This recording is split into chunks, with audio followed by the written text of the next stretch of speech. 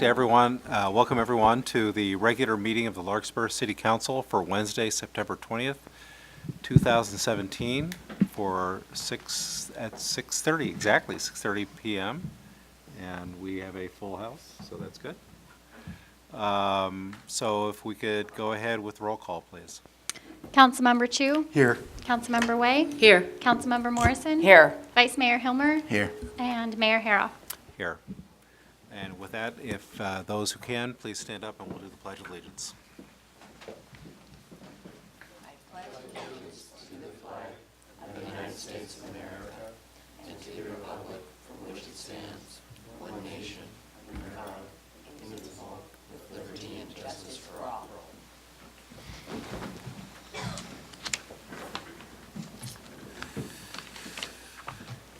So we'll go on our agenda. Item number 2, presentations and proclamations. I don't think we have any tonight. So with that, we'll go right on to item number 3, public comment. Only for matters not listed on the agenda. If there is anyone who wishes to approach the podium and speak on a matter that is not otherwise on the agenda, please do so. State your name, where you live. You please take 3 minutes as an individual to speak.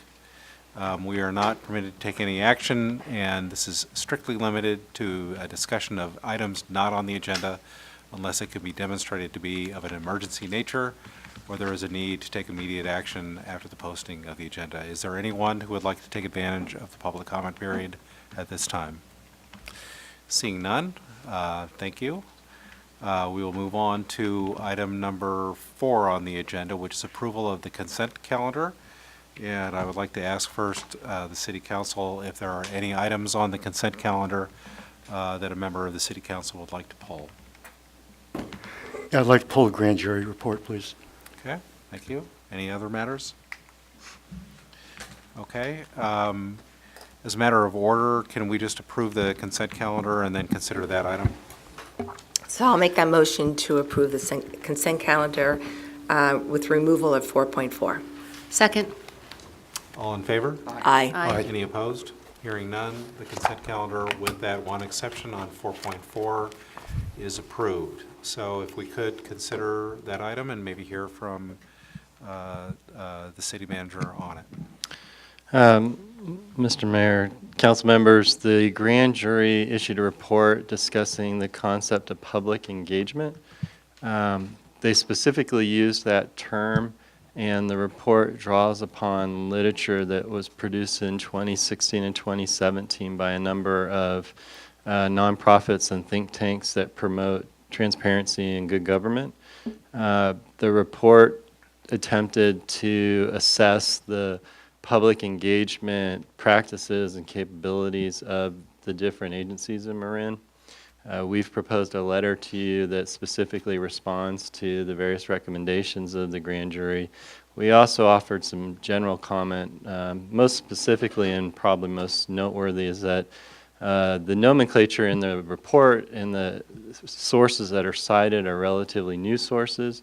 And we wanted to suggest to the grand jury that holding the cities to the standard of emerging terminology and definitions suggests to the public that we are lacking in this area, when I think all the Marin agencies can demonstrate that they've got practices in place for communication and civic engagement or community engagement.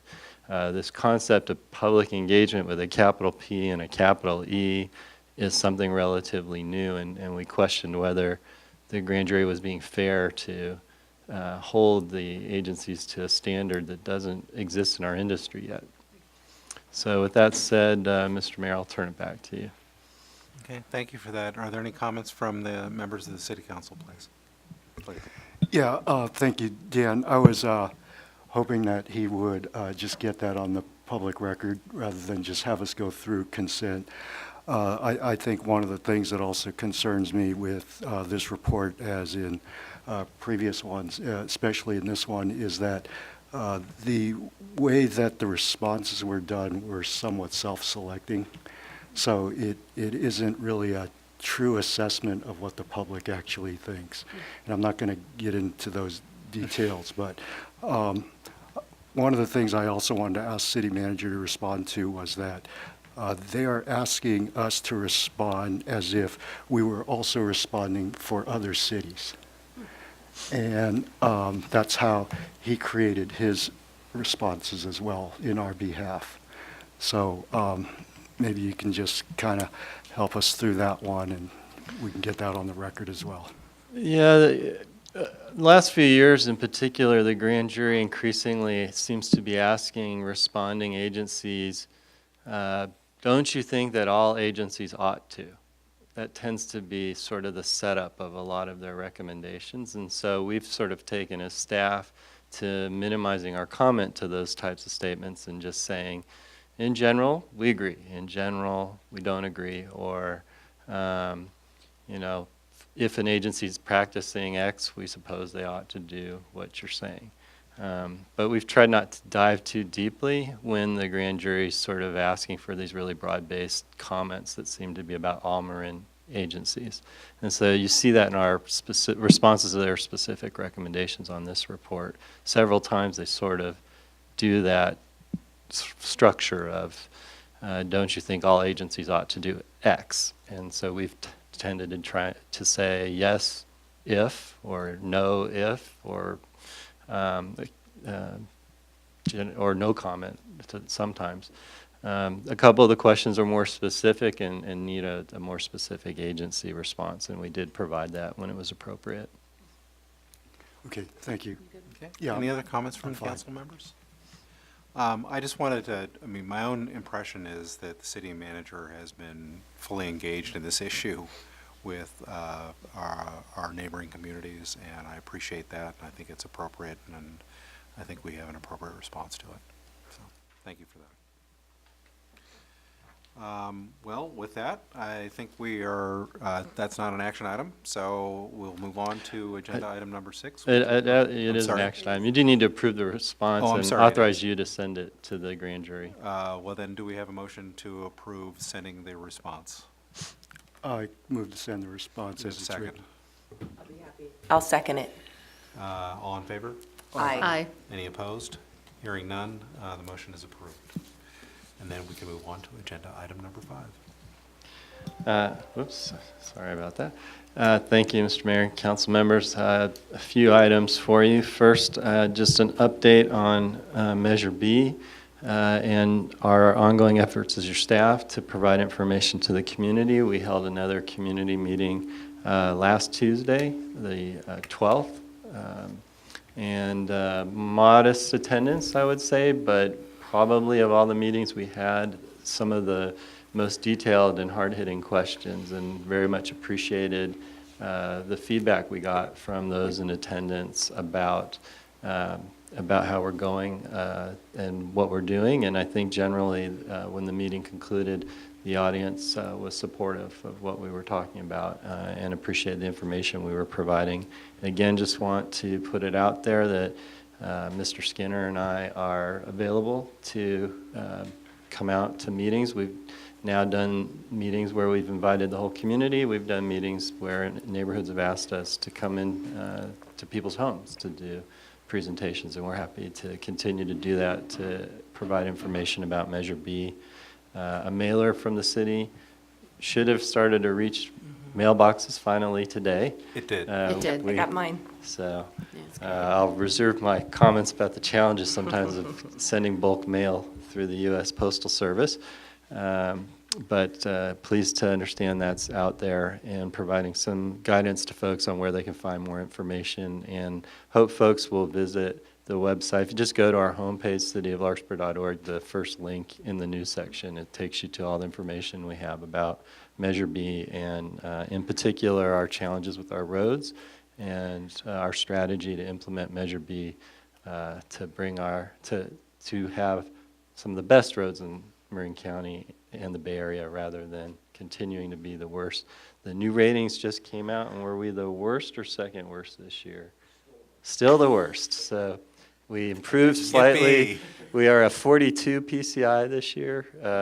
For folks who don't know, that's on a scale of 100. 42 is not a good score, and in fact, we are once again the lowest rated roads in the Bay Area. So if Measure B passes, within 5 years, we will not be the lowest rated roads in the Bay Area.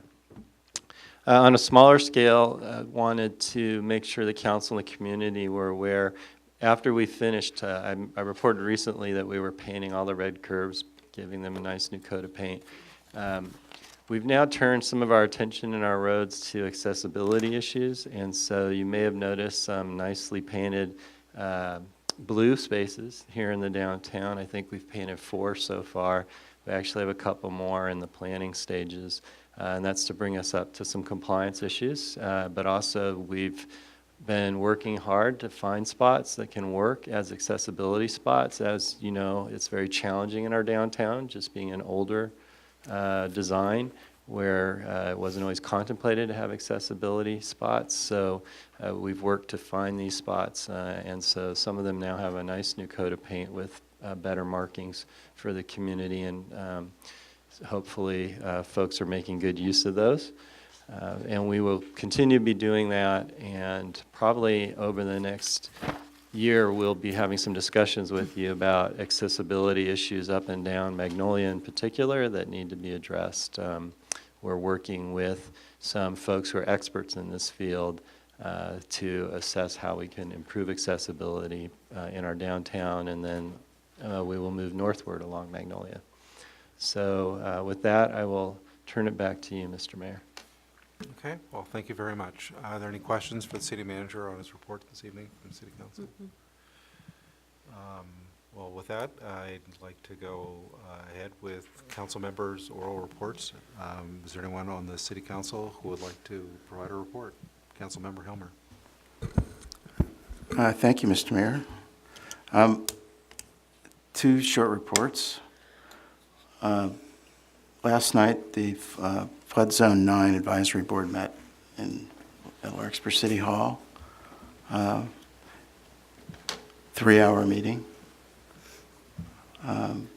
County staff showed a working model of the flood control conditions and project side by side in a kind of an animated model that was created by the consulting engineers.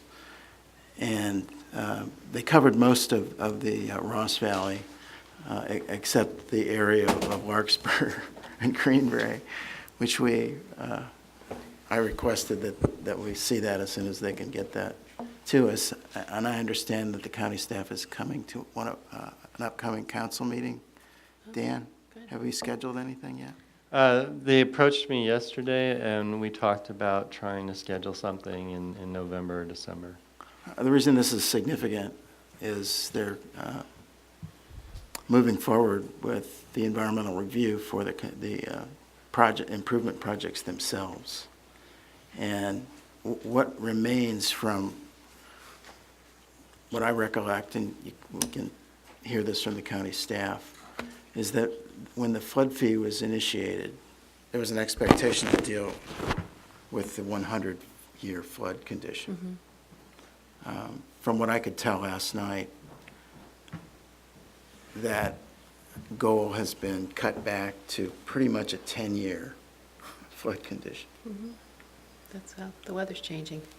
Well, it has to do with the inability, for the most part, to create any significant retention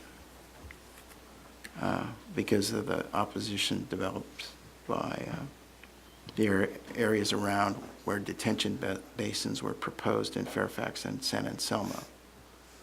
So one of the simple questions I put to the engineers, and I'm waiting to hear back, is if in acre feet, what is the volume of all those detention basins versus the quantity in acre feet of the 25-year or 100-year condition, so we know what we're up against, because there's a cost-benefit issue here. One of the performance characteristics they were describing is, as a benefit, was the improvements proposed that they're moving forward, basically spending the budget and more, and probably committing to an increase in the fee at some point in the future, basically covers groups of parcels through the valley, including some of the downtown areas, and that get taken out under the 10-year condition. But basically, the rest of the floodplain floods. But what the improvement projects do above the 10-year improvement level is that they reduce the flood level of the 25-year condition by 2¼ inches. So I'm waiting to see how this all affects us downstream before I say anything about cost benefit. But the one for all and all for one kind of idea seems to be a little bit distorted now, especially given the level of improvement that's capable of. So I'm wondering, if the resources are going to get committed for decades, shouldn't we have those going toward the public highest and best public benefit? And I'm not seeing that happening yet. Yes. So Dan, with all the Sorry about that discussion, long report. I'm trying to. No, I I appreciate think that. there's an and- urgency about where we are now. There is, and it's been an item in the news because the county is proposing to acquire property in San Anselmo, apparently. over the creek. Yeah, and over the creek. the that's the where some of building, those property resources owners were are here gonna go. last night. Right. Yeah. So in all the discussion of retention basins that has obviously gone on for several years and been controversial upstream, is there further conversation about flood barriers that are obstructive barriers that can be put in place in not only residential areas, but in the downtown corridor? Part of the new, or one of the alternatives being reviewed in the environmental analysis, a preferred approach includes long stretches of higher walls, Or temporary artificial barriers? protecting neighborhoods. Yeah. Yeah.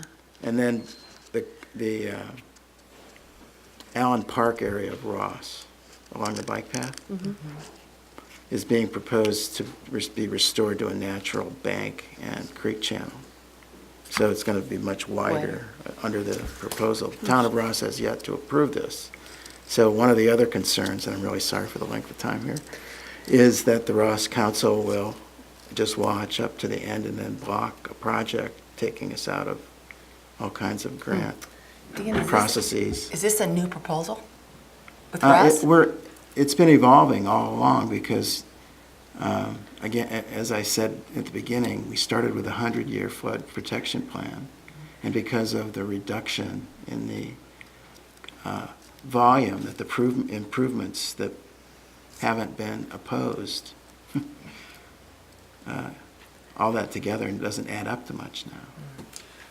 Well, they Well, I'm should sure we all have questions about that. I certainly would like to talk to you about So- that offline. And again, this is my own point of No, perspective. Of course, and there's a lot of things that are going on with the flood control program that are of interest and concern to. Okay, so I'll stop there with that. On the upside, Go, please. Smart, at our board meeting today, described to us that after 3 weeks, I guess under the full fare condition, they're operating at about 110%.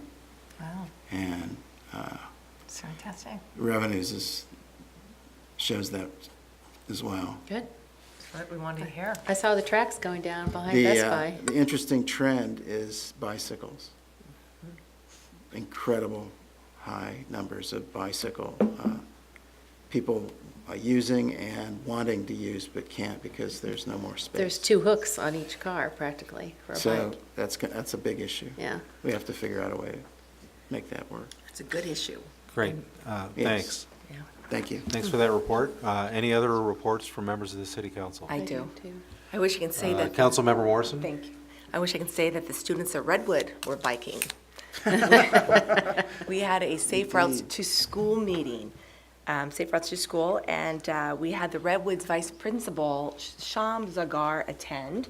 He said the Redwood student body is now up to 2,150 students. 2 years ago, it was at 1,900. It is growing. Sadly, we have more solo drivers than taking the bus, biking, or walking. In 2016, only 3 students applied for a carpool. If you carpool to school, you get a free parking space, or you get a committed parking space. Only 3 students applied for that. So of August of 2017, they now have 10 spaces for these carpooled students. We're hoping that students promote students and motivate each other to start carpooling, walking, biking, etc. We also have set up a website called Transportation for Redwood, and it's called Getting to Redwood. And we talk about bus and bike routes that one can use. And we're hoping, again, that because of this website, kids will start being more interested in not getting into the car by themselves. We are also setting up a system for students to sign up for carpooling amongst their neighborhood. So that's something new. So we're doing our best to try to be inventive and have kids care more about getting into the car solo, because we want that commute to stop. Also, Twin City Village. Each week we're getting a new member or a new volunteer, so we're really excited. We are just growing leaps and bounds. So on September the 24th, we have a Marin Village Volunteer Appreciation Party from 4 to 6 at Jason. If anyone's free, we'd love to have you join us. What day is that? It is September the 24th. Is that Tuesday? Sunday. Also, the Larkspur Chamber of Commerce, which meets every 3rd Tuesday of the month. I just want to give you some upcoming events. On October the 6th, we have Spirit of Marin Awards. On October the 12th, we have a ribbon cutting and mixer for Albor Medical Solutions in North Magnolia. October the 27th, we have a Business Citizen Luncheon. We are pleased to announce that Helen Russell won the Business Citizen, and it's going to be at Perry's on Magnolia. And then on December the 7th is going to be our holiday mixer. Lots of dates thrown out at you, but I can be happy to give you those in person. Thank you. Great. Anyone else? Thank you. You know, going back to the last 2 council members, I was going to ask if maybe staff can report out on it, or we set a little bit of time to discuss a couple items, one of them being the, Prop 18 flood fees.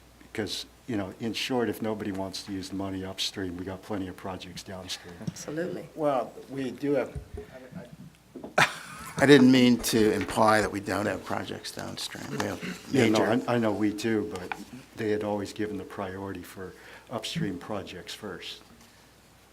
bottom line, We can we spend need the to, rest of pr- the evening talking about this. we need to protect the resources dedicated to Larkspur's projects at the end. And- You're doing a And, good and, job. and mostly to protect Larkspur's interests in the decisions that are getting made. Right. Whatever projects get approved. Cost benefit.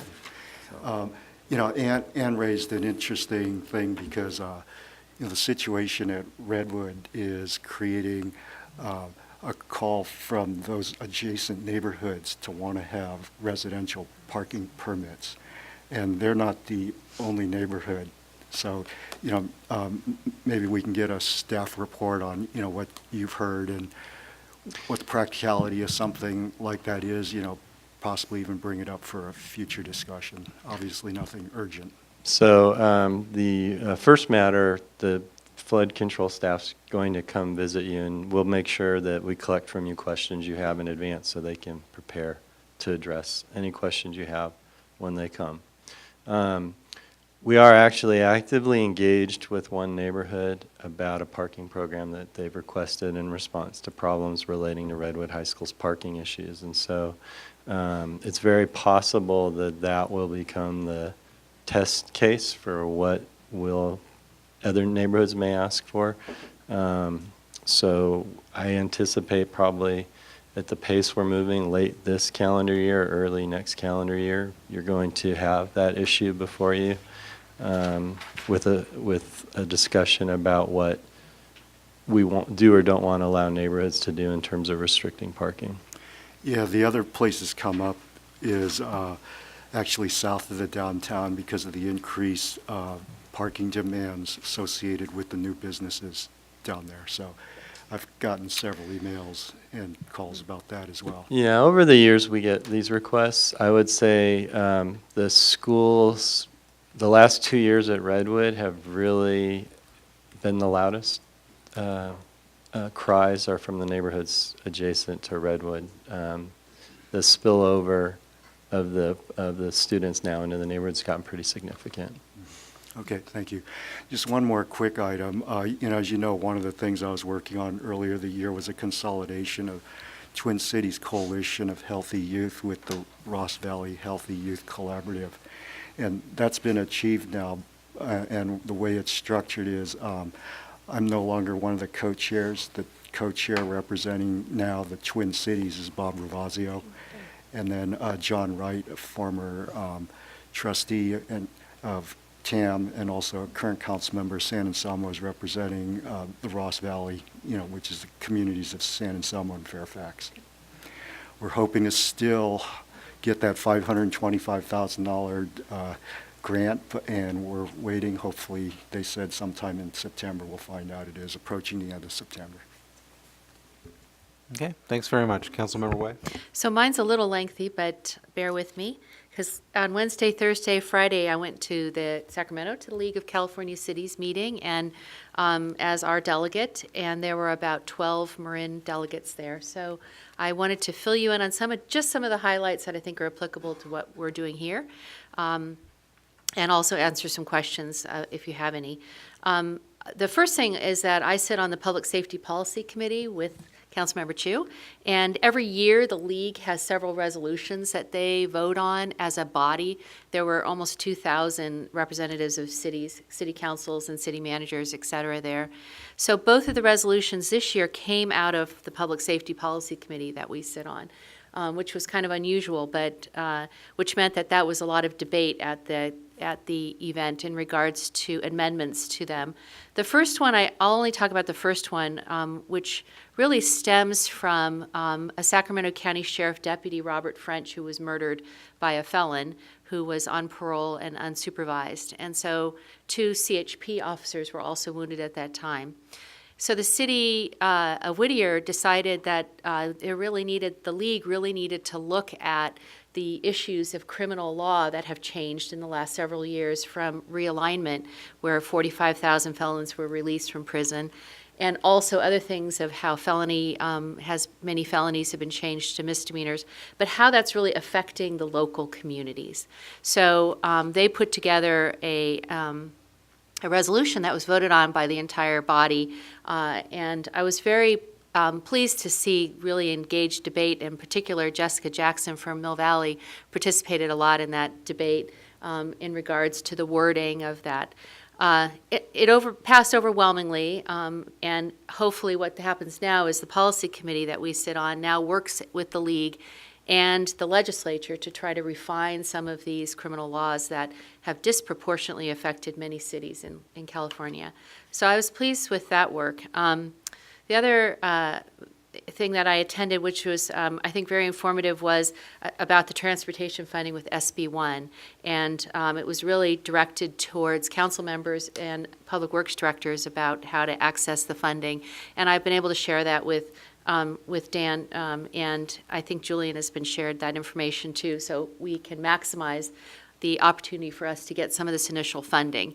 The new tax measure comes into effect November 1st, so there will be a first big bolus of money for some of the cities until they get on the regular routine of when funding will be allocated for local roads and all sorts of other transportation projects. One very controversial measure that was going on, which I wasn't very aware of until I showed up, was SB 649, which the league is very adamantly against, although it did pass. It's sitting on the governor's desk right now, and it involves telecommunications, the placing of certain telecommunications equipment within the public right-of-way with no opportunity for local control and local councils and local planning commissions to deny placement of it. They actually had all of us who could participate go in a big press conference in Capitol Steps, and there were probably 600 council members there, asking the governor to veto 649. So we'll see what happens with that. It wasn't really on my radar here in Larkspur, but apparently it's very, very troubling to many communities in California. So we'll keep an eye on that. And then lastly, I just wanted to report on the passage of the 3 bills that we had at our last council meeting, had Mayor Haroff write letters of support and non-support for, which were SB 2 and 3.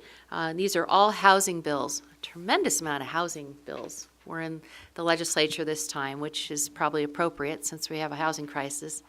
So SB 2 and 3, we wrote approval for, but our League of the North Bay had asked us to not support SB 35, which is what we didn't, we agreed to in sending that letter. Well, all 3 of those passed the legislature. So all 3 of those are now on Governor Brown's desk to approve. And the League, the North Bay League, has sent out another action alert on that we might want to consider something on. It's until October 17th for the governor to sign. Unfortunately, the very, very large cities and large players in the state have a lot of power in that descriptions. So I just wanted to thank my colleagues for letting me go. I went to lots of other seminars, but those are the ones I thought I would highlight. I did do a Proposition 64 seminar, but at this point, it was mostly about the grants that are allocated to cities if they actually implement the aspects of Proposition 64, and at this point, we're not to that discussion level. So, any questions about that? No, thank you very And much. I'm for also, inviting us there. I'm re-upping for the Public Safety Policy Committee, and if you want to, the terms have expired, so we have to re-up for them. Great, thanks. Well, thank you very much for that, that report. Very, very informative. Kind of going out of order of what I had intended to report in light of your report on what was going on with the league. The legislative session is over. We actually had some positive outcomes, I think, in terms of what the legislature did, and we had some outcomes that were not consistent with positions that we had taken, particularly with respect to SB 35. That was unfortunate. We still have opportunities to weigh in on that issue before the governor signs off on that legislation.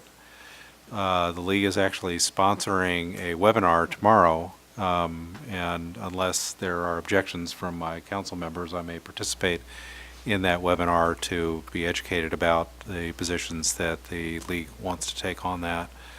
But I think it may be worthwhile for us to consider continuing to press our interests with respect to legislation that has been passed, but is now pending before the governor's office. On a positive note, with respect to the legislative session, and this goes back to my engagement with MCE Clean Energy, there were a number of pieces of legislation that have been proposed. Some amendments to anti-community choice aggregation enterprises in the state of California, sponsored by various interests. I think universally those last-minute amendments to legislation were did not succeed. So at this point, I think CCAs are doing pretty well in terms of the legislative process. And as Larkspur's representative on MCE Clean Energy, I'm pretty happy about that. But we still have some work to do in front of the governor on other bills that are pending that are not consistent with positions that the city of Larkspur has taken. And I would encourage all of us to take a look at that and consider weighing in. On MCE, I will be, in addition to my usual duties with them, MCE is having a retreat this Friday, an all-day retreat in Martinez. Mostly, well, it's an annual retreat, so we do it every year. But in part, it's a nice acknowledgement of the new members to the service area for MCE Clean Energy, including in particular the County of Contra Costa. and various communities within that county. The decision by the County Contra Costa Board of Supervisors to engage MCE Clean Energy, and similar decisions by some of the municipalities within the county will essentially double the service area of MCE Clean Energy and make it, I think, maybe the biggest community choice aggregation entity in the state of California in terms of geographic size, not necessarily population, but in terms of geographic size. It's a real accomplishment that we are very happy about and plan to celebrate. I also plan to attend a symposium by the California Independent Systems Operator, CAISO, in mid-October in Sacramento, where the focus will be on the integration of California's retail energy markets within a Western grid, with MCE Clean Energy taking a maybe not a leading role, but an important role in promoting the integration of our retail energy markets on the West Coast. So I'm happy to be part of that process. The last thing I just wanted to mention was not really part of my official duties, but part of my parental duties. Yesterday, there was a bomb threat at Redwood Today? High School. Oh, was it? No, Sorry, yesterday. it's all blurring for me. It's You're a right, it was blur. yesterday. it's a blur. All right, that was Yeah. yesterday, sorry. And it was a surprise to all of us. I have a daughter who's a sophomore at Redwood, and received multiple text messages and emails from the principal and others about developments there and ways in which to respond to that. There was, I think, a little bit of chaos attached to that response. And I think it may be important for us to do a little bit of looking back to see how Redwood and our community may respond to that in a more effective way in the future. I ended up not being able to find my daughter after I received a text message that said she had been evacuated. Fortunately, she was safe and sound at the Red Boy Pizza place next to Lucky, having a nice time, and I'm glad I was able to find her there at that time. But that was a challenging experience for all of us who are parents of kids who attend the high school, and I think there may be a little bit of lessons learned that need to be gone through in terms of understanding how that all happened and how the response occurred. I guess, Mr. Mayor, I do feel compelled for the record to note that I think CMPA performed admirably. Their duty was to secure the campus and to sweep for the potential bomb. And I know I've heard from the community as well about the frustration of communication from the school district, and will certainly convey that to the school district. But I do want to note, I think we followed our protocols correctly and quite well. And I don't disagree with that. I Just want to make sure that got out there. And I appreciate that, and I am negligent for not having noted that myself. But you're a frustrated parent, I understand. Because it I was did challenging. drive by Redwood, and I saw so many police vehicles out there everywhere, Well, and and every- emergency response vehicles, and that was comforting. I was more reflecting on the way in which the evacuation was conducted. And every backpack had to be checked. There were a lot of complications that were associated with it, and I don't really mean by this little speech to call into question anyone's engagement in that process, but there was a little bit of chaos associated with that. So I think, as I said, it's really a question of lessons learned. We ought to all go back and kind of be reflective about how that transpired and make sure when things like that happen again, we're all doing our job. So that's it for me.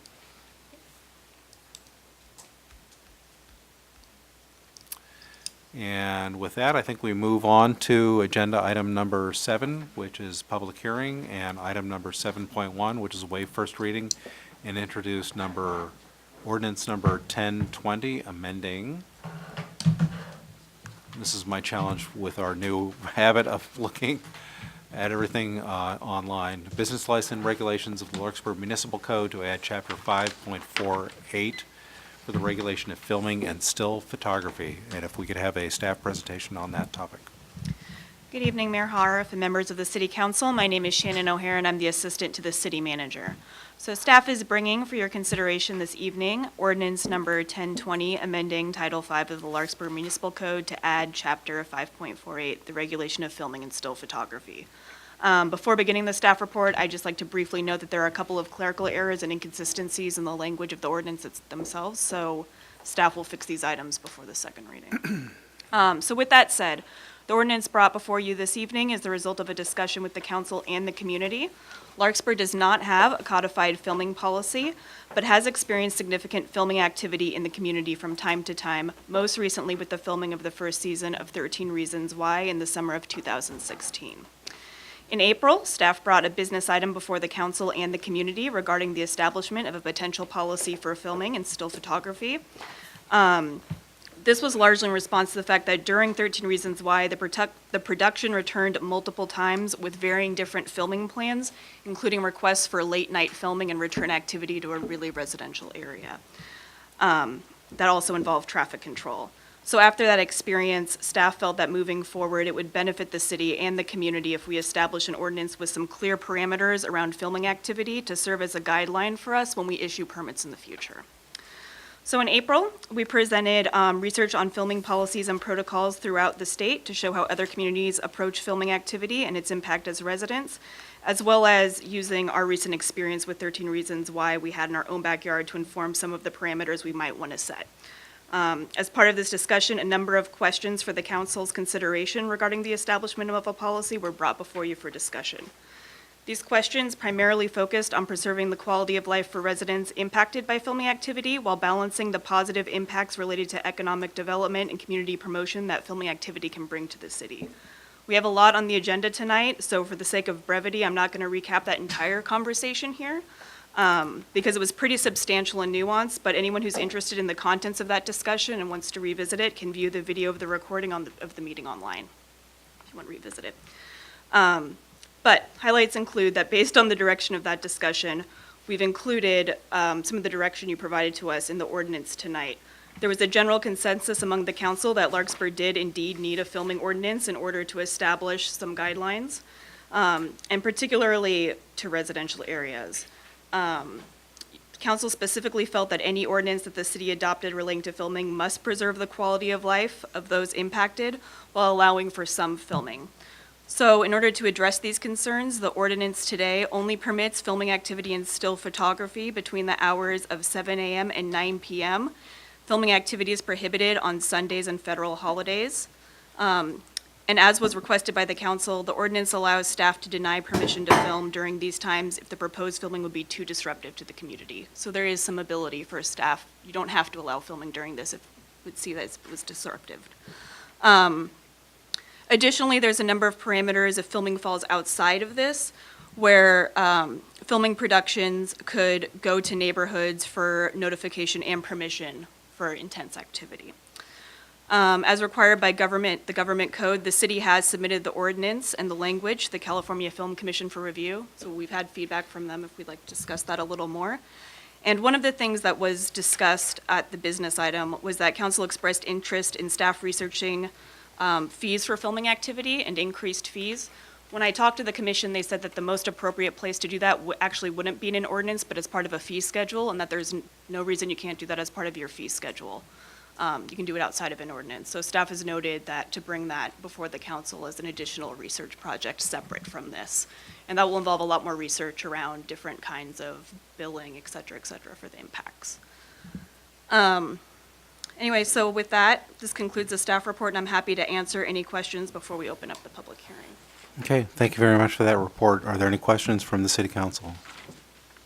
Yes, please. No, I'm sorry. That's right, we'll do you first. No, it's a twitch. Go ahead. Why don't you All right, go ahead? Shannon, could you elaborate on the neighborhood permission aspect of it? And my question is primarily because when we had the filming in off of Diane Lane, the neighbors around were one neighborhood that was impacted, But Palm Hill with the lighting up above was a separate neighborhood that was also impacted. So to what extent do we broaden neighborhood permission, or will that be discretionary? So as currently written, it's discretionary, and that's actually a departure from most filming ordinances that you find throughout the state. They usually do it based on feet or like square Right. footage around it. And given our experience, square footage a lot of times had very little to do with how impacted you were. You could be a couple of blocks behind and you wouldn't necessarily know there was any filming happening, whereas you could be fairly far away, and depending on how the light threw, you very much would have liked to be notified that was happening that evening, if it was going to happen at all. So it'll be up to sort of the circumstances of where the filming is and the discretion of what neighborhood we assign needs the permission. Okay, that makes sense, because I know that's where the lighting issue happened before with Palm Hill. Right, and in the, where neighborhood notification, or where neighborhood permission is required, adjacent properties are always required to be notified. So if you're right next door, that's written into the ordinance, but the rest of it, as far as what required, like what's impacted, would be staff discretion. Okay, anything else? Not right now. Any other comments or questions from city council?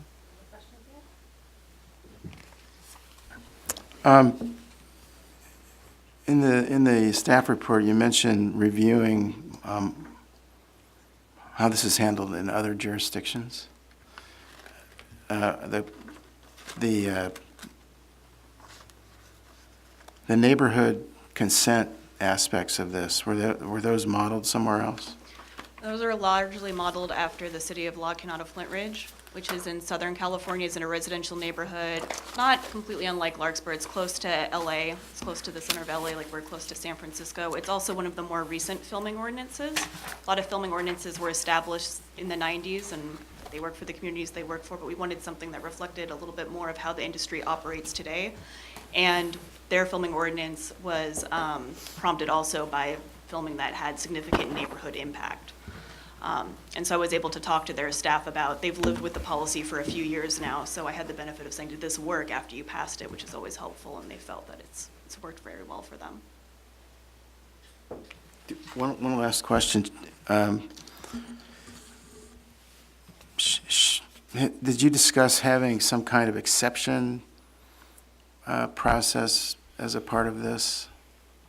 Or how, who knows why, but the need to have and make an exception or a variance or to something here?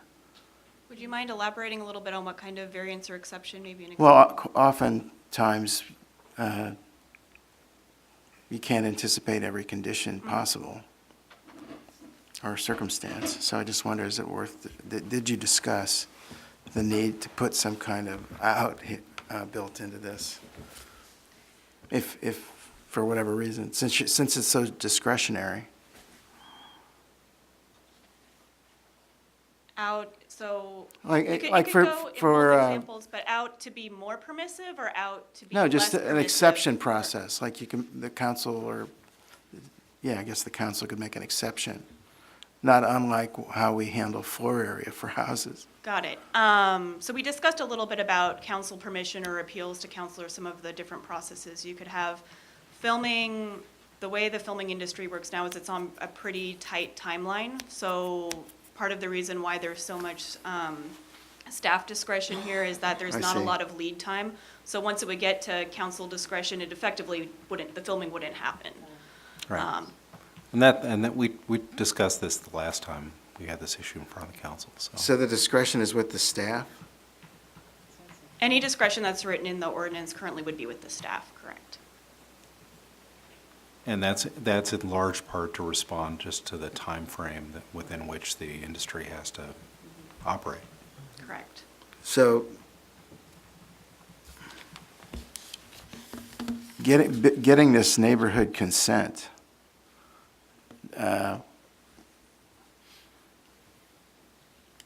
is the time frame needed associated with that thought about in relationship to the time frame of the filming? I mean, I guess they need to spend time ahead of, well ahead of when they would actually do the work, building the community support. Correct. And also, when We you just look could at turn into a political campaign thing. So in Locking Out Flarange, it hasn't been their experience that it's turned into a political campaign. It's certainly a lot of work for the filming production, and it is a barrier. It takes, when you get up to 75% of affected properties, people have to be on board. So we definitely favor the community and the needs of quality of life in the community that anyone might have versus the needs of the filming productions. Okay, I'll stop there. I just, some of the discretion part of it, I'm wondering about, as broad as it is. Understood. Councilmember Morrison? Shannon, thank you.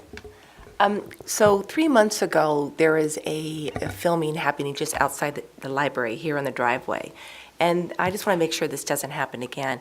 The filming coordinator was down 2 blocks, so the gentleman that was in charge here had to run down to go get him because I wanted to see the permit.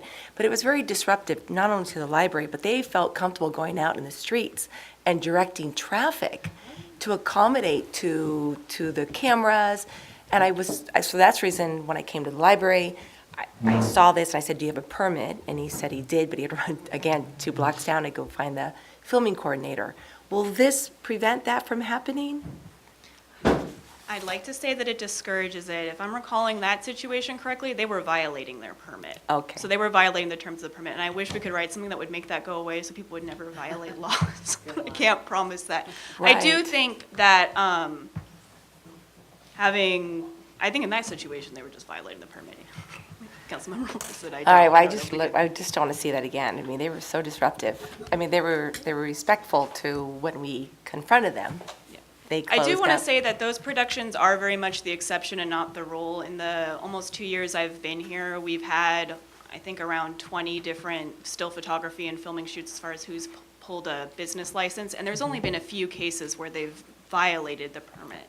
I can think of that example, and there was another example where it was supposed to be completely interior in the downtown, and they were out in the walkway, and the city let them know that they were in violation of the permit. I'm happy to see this. Thank you, Yep, Shannon. thank you. But other than cases where it's pretty clear that they're violating the terms and conditions of the permit, we've had pretty good experience with these endeavors coming into our city.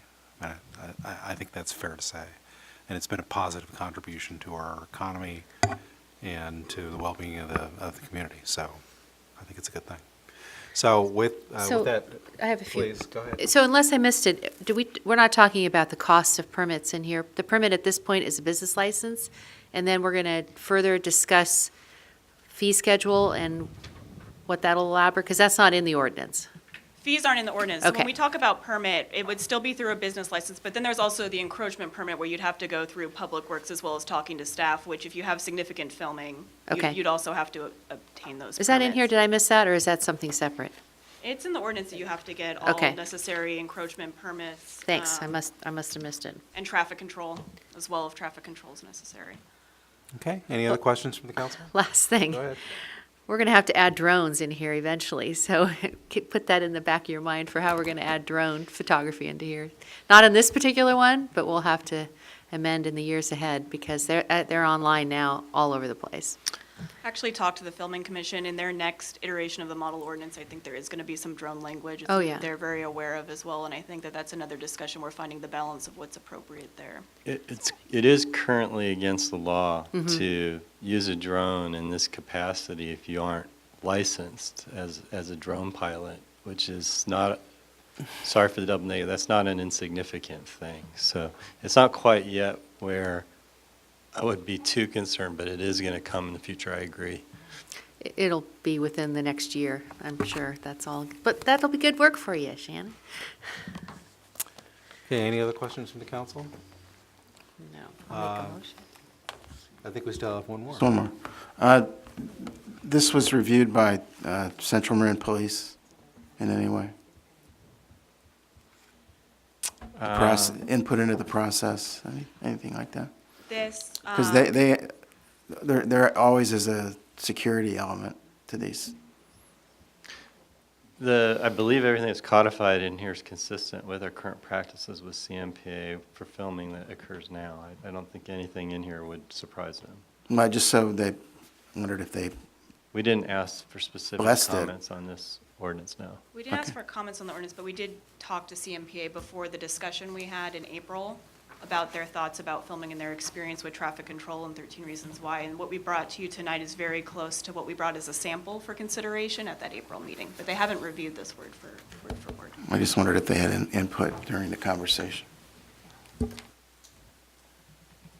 Anything else from the council? So I think with that, can we open it up to public comment? If you have a comment from the public, can you please approach the podium. Sydney? Cindy Winter, Greenbrae. This was very serendipitous because I have heard through the grapevine that MCBC wants to film the Sandra Marker Trail, and I'm not sure when they're going to do it. The purpose, I'm told, is to promote cycling and show what wonderful amenities bike paths are, which would not be hard to do. But I'm not sure when they're going to do it. They asked me to find some appropriate participants to be filmed, but I said, well, tell me when, and they haven't. So I'm not sure that they can get it done by the 1st of next month, which is when I think you're going to adopt this. So I'm wondering, the photographers will be professionals, but I think they're doing it pro bono. And I'm wondering if a nonprofit organization would be exempt from some of the fees. And do they have to get an encroachment permit on the Sandra Marker Trail, for example?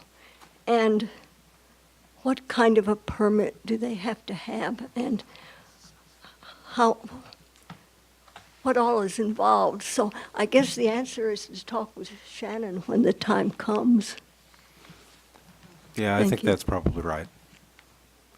Thanks. Is there anyone else from the public who would like to provide a comment on this item? Seeing none, I think we'll bring it back to the council, and I think we just have to do the waiving of the first reading. Is that correct? So we need a motion for that? I'll make that motion to pass ordinance number 1020, Well, to waive. or waive? Waive? Waive. Waive first reading of ordinance number 1020. Right. An ordinance of the City Council of the City of Larkspur amending the municipal code to add a chapter regarding regulation of filming and still photography. And, I'll second that. Discussion? yep, no, please. It's appropriate after the second. Sorry. That's fine. I think we had a second, so good. Please Okay. go. Could you remind me, staff, of the amendment process with this? Like, is it a flexible thing for us? To amend this later? Yeah, It's your ordinance, so sure. as opposed to getting into it now. Do you mean, I guess I'm not understanding, do you mean a year from now? Or when do you mean? Anytime after now. 6 months, a year? Yeah. Okay. You can. Anytime is If you anytime. if you make amendments that substantively deviate from the model ordinances of the Film Commission, I think we'd have to go back Because- through them. I want to say that because the member of the public who spoke, I think, pointed out a category that needs to be probably, or there were aspects to her public comment that I think led me to think of why we should have that flexibility. For the nonprofit. Excuse me. Huh? The nonprofit. Whatever. Or anyone. Whatever. Yeah, anyone. And I think we have that flexibility. I just want to ensure that I before. don't think we- our action tonight will preclude that. Okay. Well, as far as the encroachment permits go, for example, like when the scouts did their work at the parks, they got encroachment permits. It Yeah. didn't cost them anything, you just have to go through the process. Yeah, like anyone. I'm satisfied. Good. So we have a motion and a second. All in favor? Aye. Aye. Any opposed? Motion is passed. Good work, Shannon. Good work, Shannon. So that takes us to agenda item number 8, business items. 8.1, adopt resolution number 6417, the Road Repair and Accountability Act of 2017, which is the SB1 gas tax increase, and a list of projects and budget amendments related thereto. So if we could have a staff report on that item. We are calling up the PowerPoint I see right now. Is that the same as what's on here? It should be, yes. There are two different PowerPoints tonight. Good evening, Mayor Haroff, members of council, members of the public. Rah Act. My name is Julian Scarron. I'm the Public Works Director for the City of Larkspur, and tonight we have an item before you that has two parts to it to deal with the recently adopted Senate Bill 1, the Road Repair and Accountability Act of 2017. So this involves adopting a project list for that funding, and then also amending the capital budget for this year that you adopted in June to add those funds into a project. So the agenda for tonight, I'll just give a brief overview on what SB 1 is, talk about how SB 1 works for the city of Larkspur, and then talk about the requested actions of council tonight. California Senate Bill 1 was passed earlier this year. It's known as the Road Repair and Accountability Act of 2017, commonly referred to as the gas tax increase. It does increase gas tax and diesel tax effective November 1st of this year. It does also have some vehicle registration fees built into it that are staggered over time. There's a fee that comes into effect in January of next year that's based on the value of the vehicle that's being registered. And then I believe January of 2020, there's a in lieu gas tax fee for electric vehicles on their registration. So this funding, there's been a lot of big numbers that have been reported out there. $52 billion overall is how much the state has anticipated will come in across the state over the 10-year projected life of SB 1, an average of $5.2 billion a year for transportation infrastructure repairs. So that $50 billion compares to the statewide backlog in transportation needs is currently $130 billion. So we'll take a little bit of a chunk out of that backlog. There are many components to SB 1. The primary one that's before you tonight is the local streets and roads component of that funding. There are some other parts to it. I've listed some of them here, some of the bigger ones and some of the ones that may come before you down the road as some of these programs are further developed. The top one is ATP augmentation. So this is for grants that were actually a process that went through earlier this year. This adds some more money to those grants. We don't have any pending grants in that category, so it doesn't apply to us. The biggest category is the SHOP, or the state highway operation. That's close to $2 billion a year. So that's going to the freeways, the highways, and the state bridges. The next biggest chunk is what gets distributed to the local streets, and that's $1.5 billion of that $5 billion. And that's what the subject of tonight's request is the portion of that money that by formula would come to Larkspur along with every other city and county in California. The next categories down have not been fully formulated yet. There is the potential some of these monies may be available to Larkspur, but the state is still working on the guidelines for how that funding will work. So that will come to us before the end of the calendar year. And these programs all have applications that are due in March, April timeframe of next year. So we'll be keeping our eye on that funding if it has any potential for us moving forward. So just looking at the big number that's been reported out there and what it really trickles down to for Larkspur is the big $5 billion a year. When you look at how much of that is actually going to local streets and roads, it's about $1.5 billion of that per year.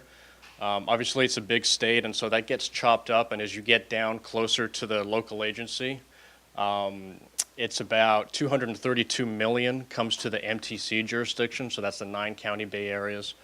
And then by formula, Marin County as a whole gets about $8 million. And by formula, that splits roughly 50-50 between the unincorporated county and all the Marin cities. And then by formula, our projected annual SB 1 total is $230,000. Now, this doesn't fully take effect until 18-19 because of some of those staggered fees and also because it doesn't start till November of this year. So We're expecting that even though the annual amount will be $230,000 for this current fiscal year, it's probably going to be about $115,000 because it's starting in November as opposed to the beginning of the year, and some of those other registration fees won't have taken effect yet. Through the mayor, may I, can Please, you put go that slide back up, Julian? Obviously, this feels really trickle down by the time Larkspur gets their 515,000. That's a generous So I don't want this to have, I don't want everybody to sink into a depression. The MTC line item, 232,000, a minimum of 130 million of that will go to 101-580 freeway connector project. 130 million of it minimum.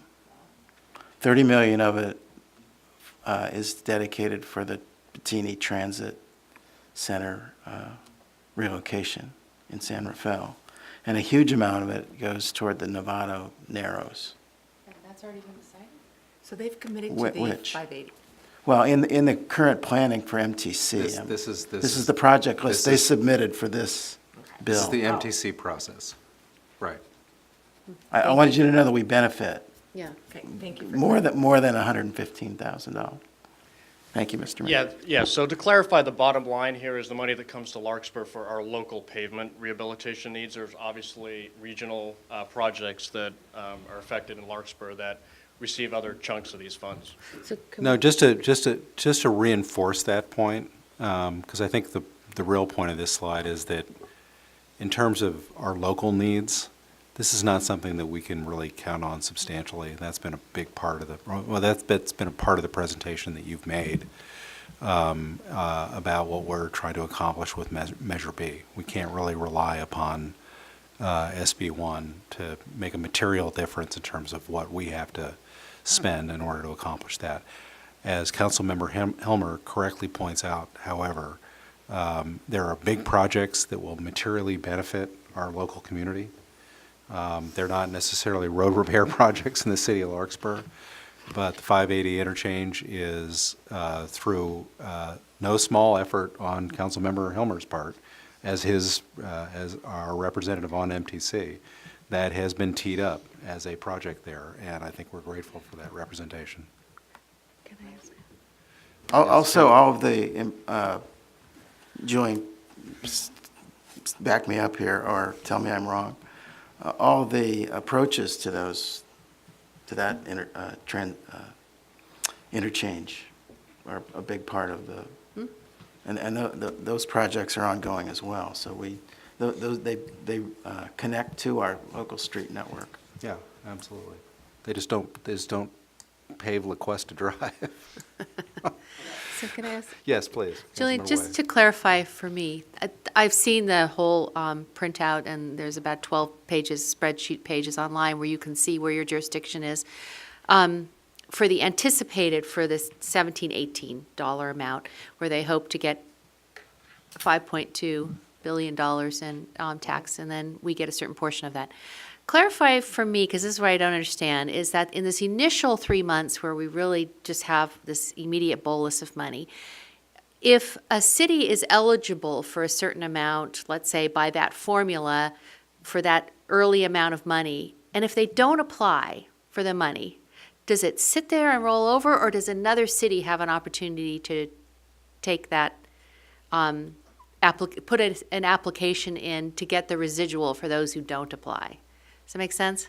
Yeah, so the guidelines for SB1 are fairly new, and a lot of the rules are different from regular gas tax, so I can't say I know the answer to that for SB1. I know with regular gas tax, you have a certain number of years to use it, and then it goes back into a pool, and it goes region by region, so it would go to MTC before it goes further on to the state. The SB1 guidelines are fairly new. I haven't read through them all yet, but I can certainly look into that. And see I what the guess that was process one is. of my confusions when I attended that SB1 workshop at the League, is that it seemed to me as if they are, we want to give away this money, and at least in this first little piece, and if there is extra projects, if there's not enough cities who are in the formula who've applied, I would just love to see if Yeah, so they have certainly encouraged folks to apply for more projects than they think money is available.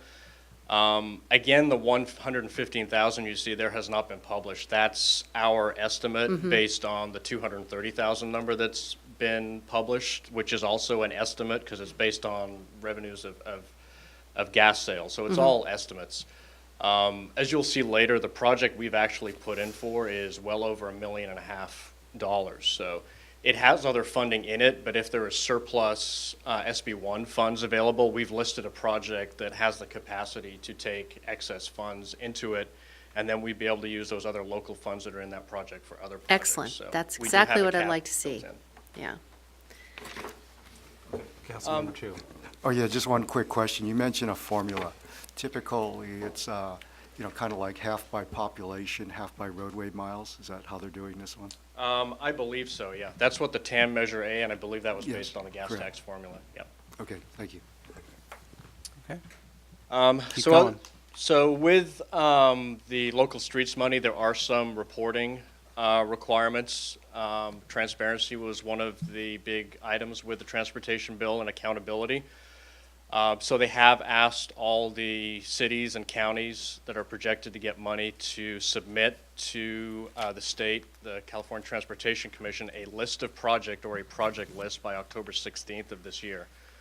And that list has to be approved by the governing body at an open session.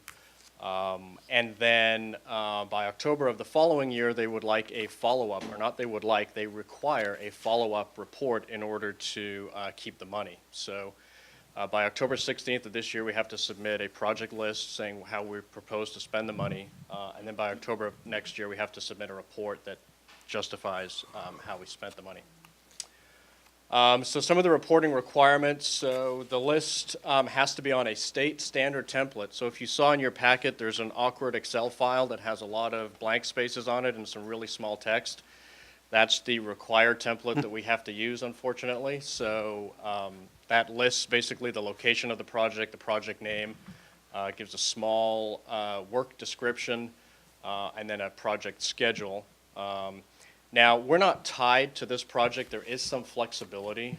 We are allowed to substitute the project as long as it's adopted by council and it's based on our local needs and priorities. So they want to see this list submitted, but if we have a reason, there are local streets that we can justify spending the money on different streets.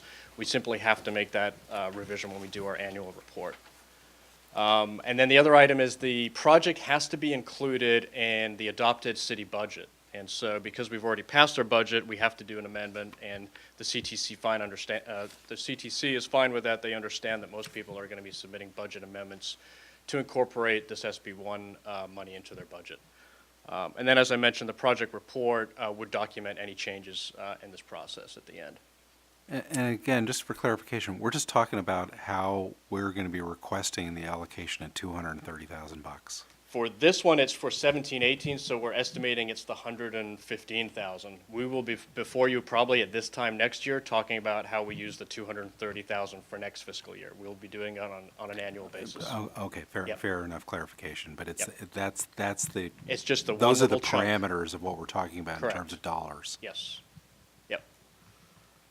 And so just to look at how this money works with what our paving needs are here, we've been before you talking about our pavement condition.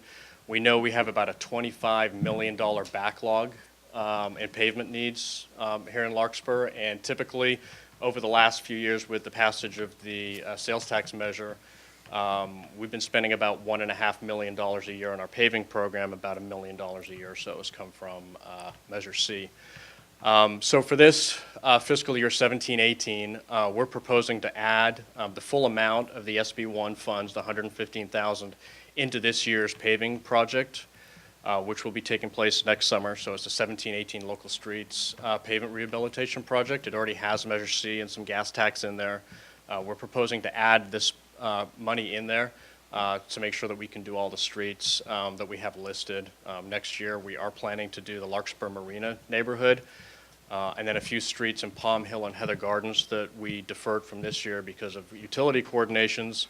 And then potentially we'll be doing some work on Murray and Madrone if some utility coordination works out. So the addition of the $115,000 will go towards adding those utility coordination streets into the project, and will also give us some cushion to do the whole of Larkspur Marina. That's going to be a construction that's going to be similar to Madrone, so it's going to be one of our more expensive streets to rehabilitate.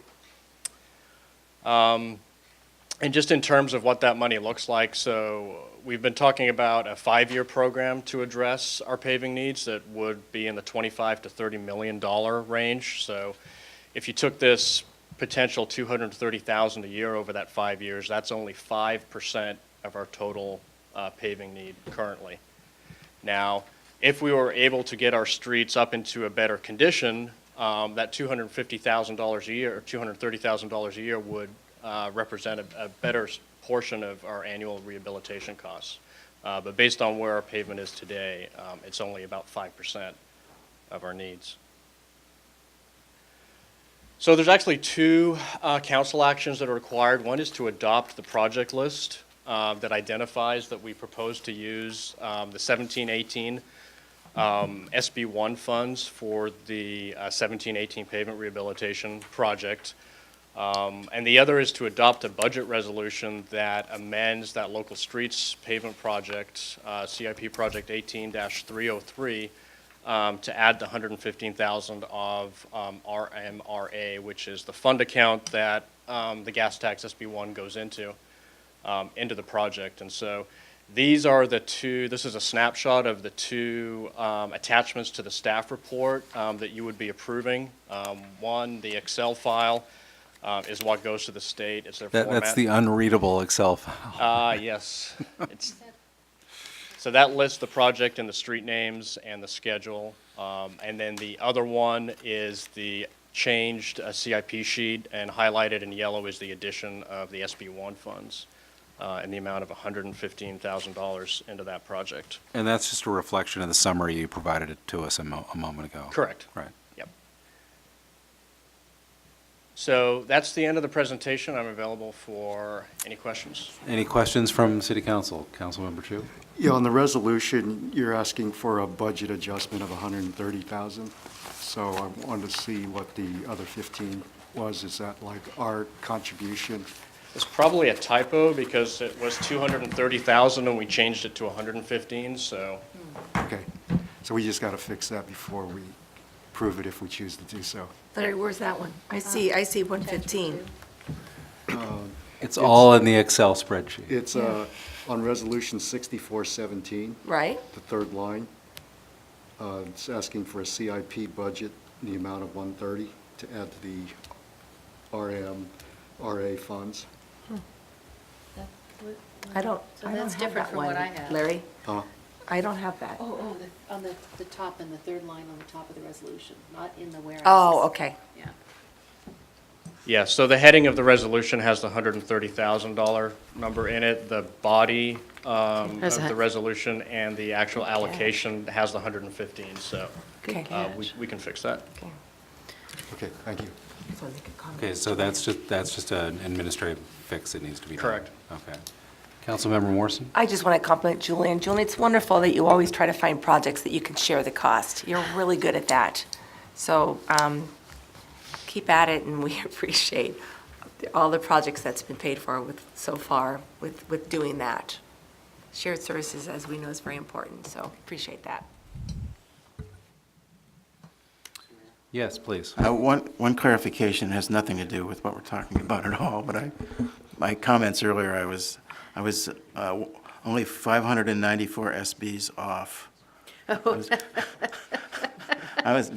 The regional projects I was referring to in the monies for those are not SB1 monies, those are SB 595 monies. Oh, that's a terrible mistake. Which was, I think, enrolled yesterday. That's a terrible mistake. Are there It's still there. It's Any just other hard- apologies you'd like to make right now? Or you're- The list would be too long. All right, that's good. All right. So, Julian, just attachment 3, will you just confirm for me that that is the attachment 3, which is in the staff report? Right.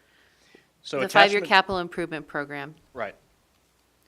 So attachment 3 is what the revised CIP budget sheet would look like for this project if you were to amend the budget. Okay, So I highlighted it in the presentation, but the bottom line where you see RMRA, $115,000. Got it. Reflects the addition of the funds into that project. okay, thank you.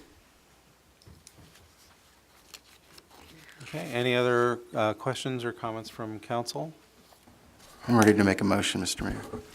Do we need to have the public? That's your Oh. option, but might be. I would like to do that. Is there anyone from the public who would like to make a statement about this item? Seeing none, we'll close public comment, and I think we need two motions, I think, at this point. Yeah, unfortunately, the approval of the project list, I did not put in the resolution, so I'll need two motions from council. One to adopt the resolution, which is the budget, and the other to adopt the project list. Okay, so choose which one you want to go first. I'll move to amend project 18-303 as per the staff recommendation. Is that a satisfactory motion? Yeah, that's the budget Yes. resolution. yeah. All right, so do I have a second? I'll second that. All Second. in favor? Aye. Any opposed? Hearing none, the motion is passed. So our second motion, I'll move to adopt the project list for the project proposed to be funded with funds generated by the Road Repair and Accountability Act of 2017. do I have a second? Second. Okay. With a second, all in favor? Aye. Aye. Any opposed? Hearing none, the motion is passed. That's very smooth. You must have been doing this. That was very smooth. We apparently thought about it. So I think that then takes us to 8.2, which is adopt resolution number 6517, access improvements approaching the Richmond-San Rafael Bridge, Project 2, East Sir Francis Drake, amend CIP and award construction contract. So if we could hear a staff report on that. Yes, good evening.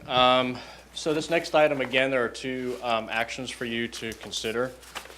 One is again amending the capital program, and the other is to award a construction contract. So we're talking about a project for access improvements approaching the Richmond-San Rafael Bridge.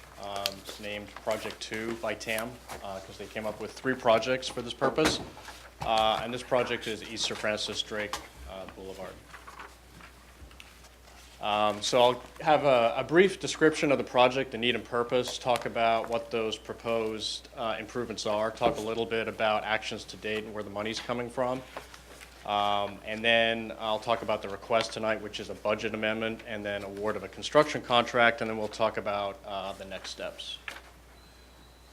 So the need for the project, so I think as most people are aware, the Bay Area Toll Authority is currently working on a third eastbound lane on the eastbound lane for the Richmond-San Rafael Bridge. Traffic studies have shown that that third lane will ease congestion, but that some additional improvements to the accesses to the bridge would improve access further and would allow that third lane to be fully utilized. So TAM led a cooperative effort that included Caltrans, the cities of Larkspur and San Rafael, the local transit agencies, and MTC to come up with some projects that would help maximize traffic flow to the third lane, but at the same time help local traffic conditions and where possible improve bicycle and pedestrian facilities on local streets. And so this map kind of shows the two ends of the Richmond Bridge. The third lane is proposed, the travel lane for traffic eastbound. And TAM identified 3 projects to improve the access. And we're talking about the eastbound access, so going from Marin eastbound onto the Richmond-San Rafael Bridge. 2 of those improvements were identified on local roads, and the other was an improvement that was identified for bicycles. And again, TAM led the project development for this project. So the 2 road connectors we're talking about, so this is for folks traveling northbound on 101 that want to get to eastbound 580. As we all know, there is no direct freeway-to-freeway connector, so there were two options for motorists. The picture on the left shows the first available, which is exiting onto East Sir Francis Drake and then traveling on East Sir Francis Drake to get onto eastbound 580, the Richmond Bridge. If folks decide not to take this exit and take East Sir Francis Drake and continue north on 101, the next exit at Bellem Boulevard in San Rafael can also get them onto eastbound 580. This map shows the movement we're talking about. There is a direct freeway connector if you're coming southbound on 101, just not if you're going northbound. So this is the movement that we're talking about, is trying to relieve congestion from folks that are coming northbound on 101 up to Larkspur that want to get to the eastbound Richmond-San Rafael Bridge. And so these are the two options currently. The green arrow shows if they get off in Larkspur and travel along East Sir Francis Drake, or if they continue north on 101 and then they take the Bellem off-ramp and go onto 580.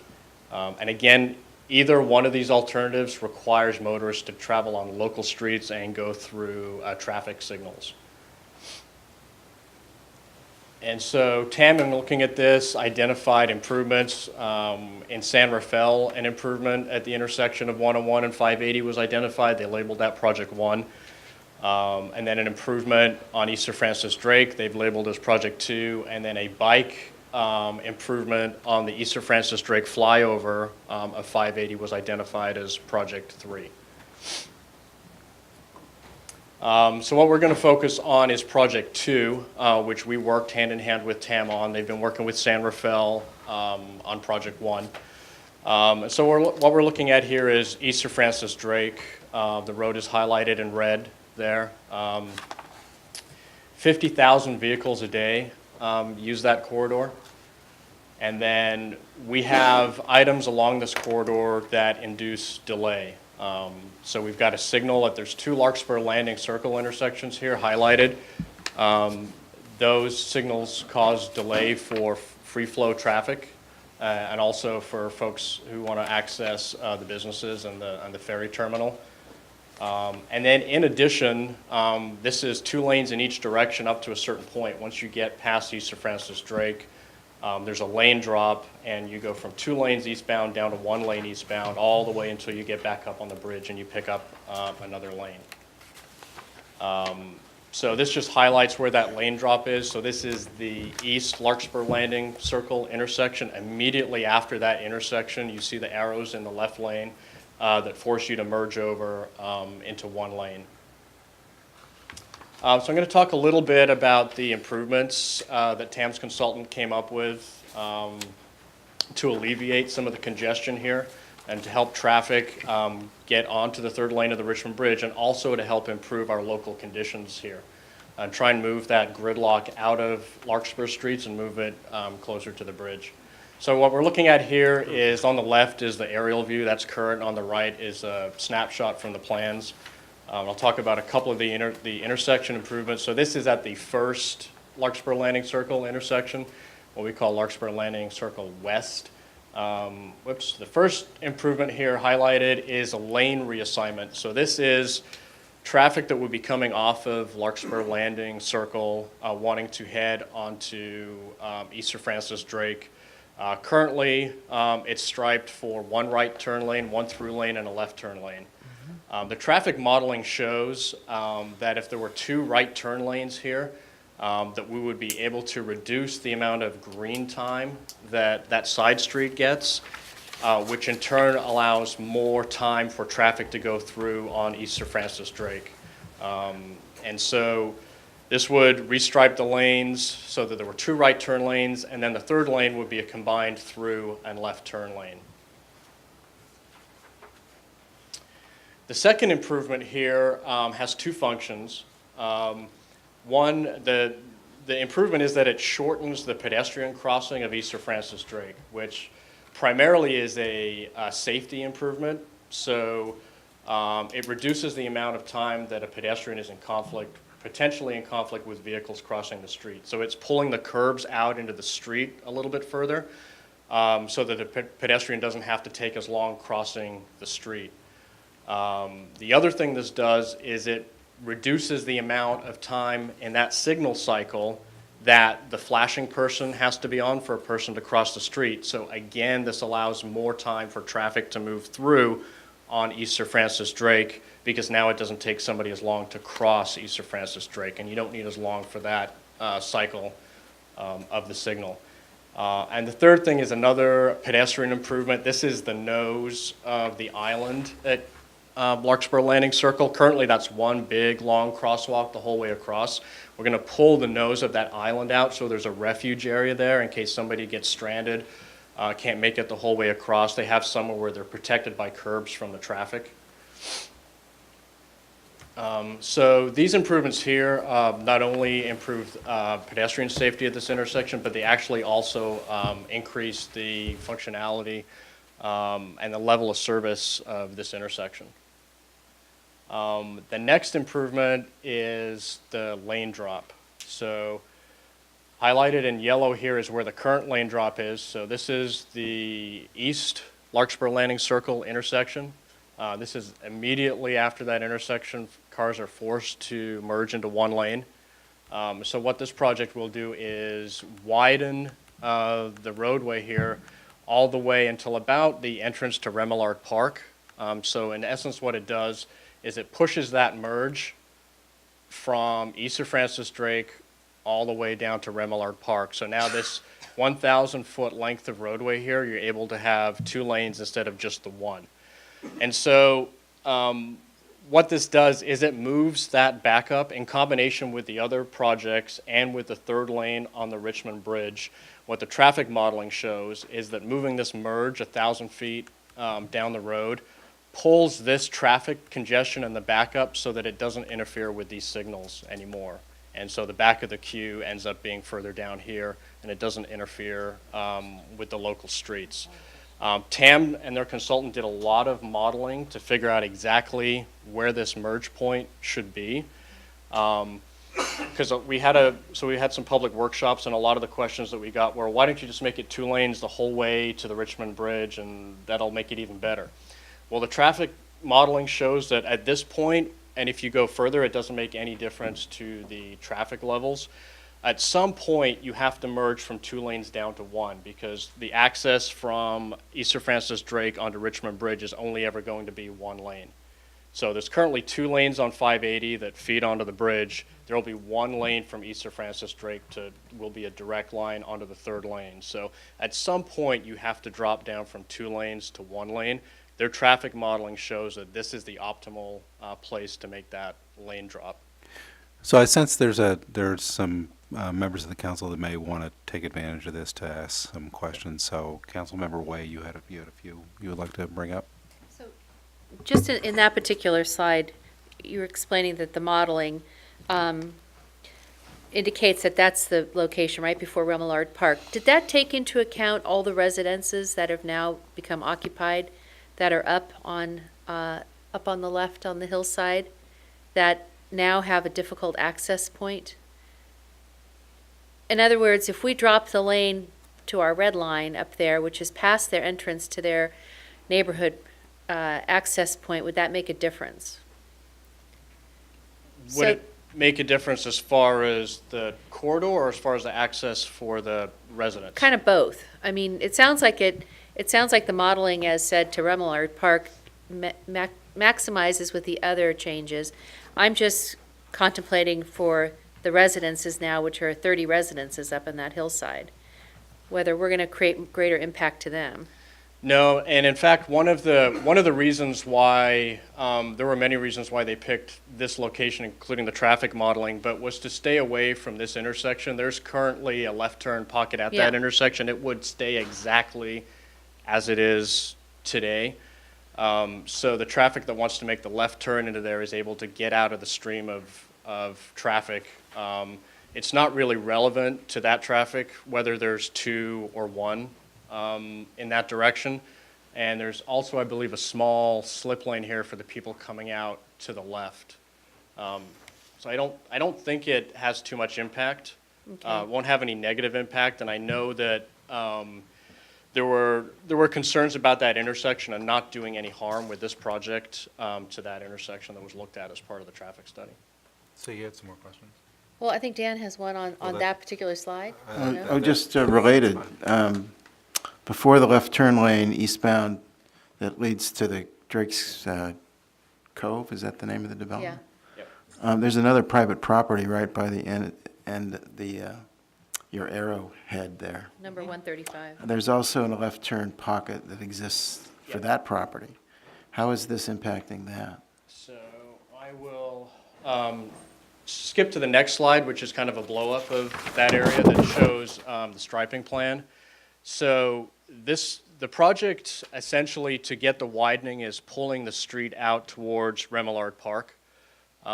So all of the parking, all of the turn pockets that currently exist for the businesses on the north side remain the same. They're not impacted by the additional lane. We didn't take any of those protective areas out to create the additional lane. We pulled it further into the shoulder. So this shows, excuse me, that we've still got the left turn pocket for the private residents here. And then there's a left turn pocket here for people who want to get into Remillard Park. And then here's the left turn for Drake's Cove here. But you, pardon me, through the mayor, but there's more going on kind of through that stretch of Drake than before, right? With the lane drop now relocated here, plus those turning movements when they occur, there's a little more activity. There is, and so the lane drop actually happens before. So this is just one private residence here.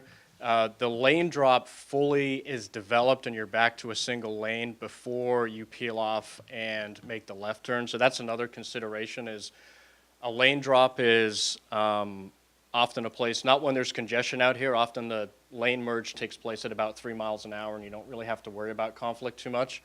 But in off-peak times when you do have free-flowing traffic, a lane drop is a place where you get contested vehicles fighting for the extra lane. So you usually don't want to have that in a place where you have something else going on. So there was a conscious effort. You've got a driveway here, you've got a parking lot for about 4 cars here, and then you've got about 30 residences here. So this location down here was chosen not only because the modeling showed that it would support the traffic flow in East Sir Francis Drake, but because it doesn't interfere with the operations of this intersection.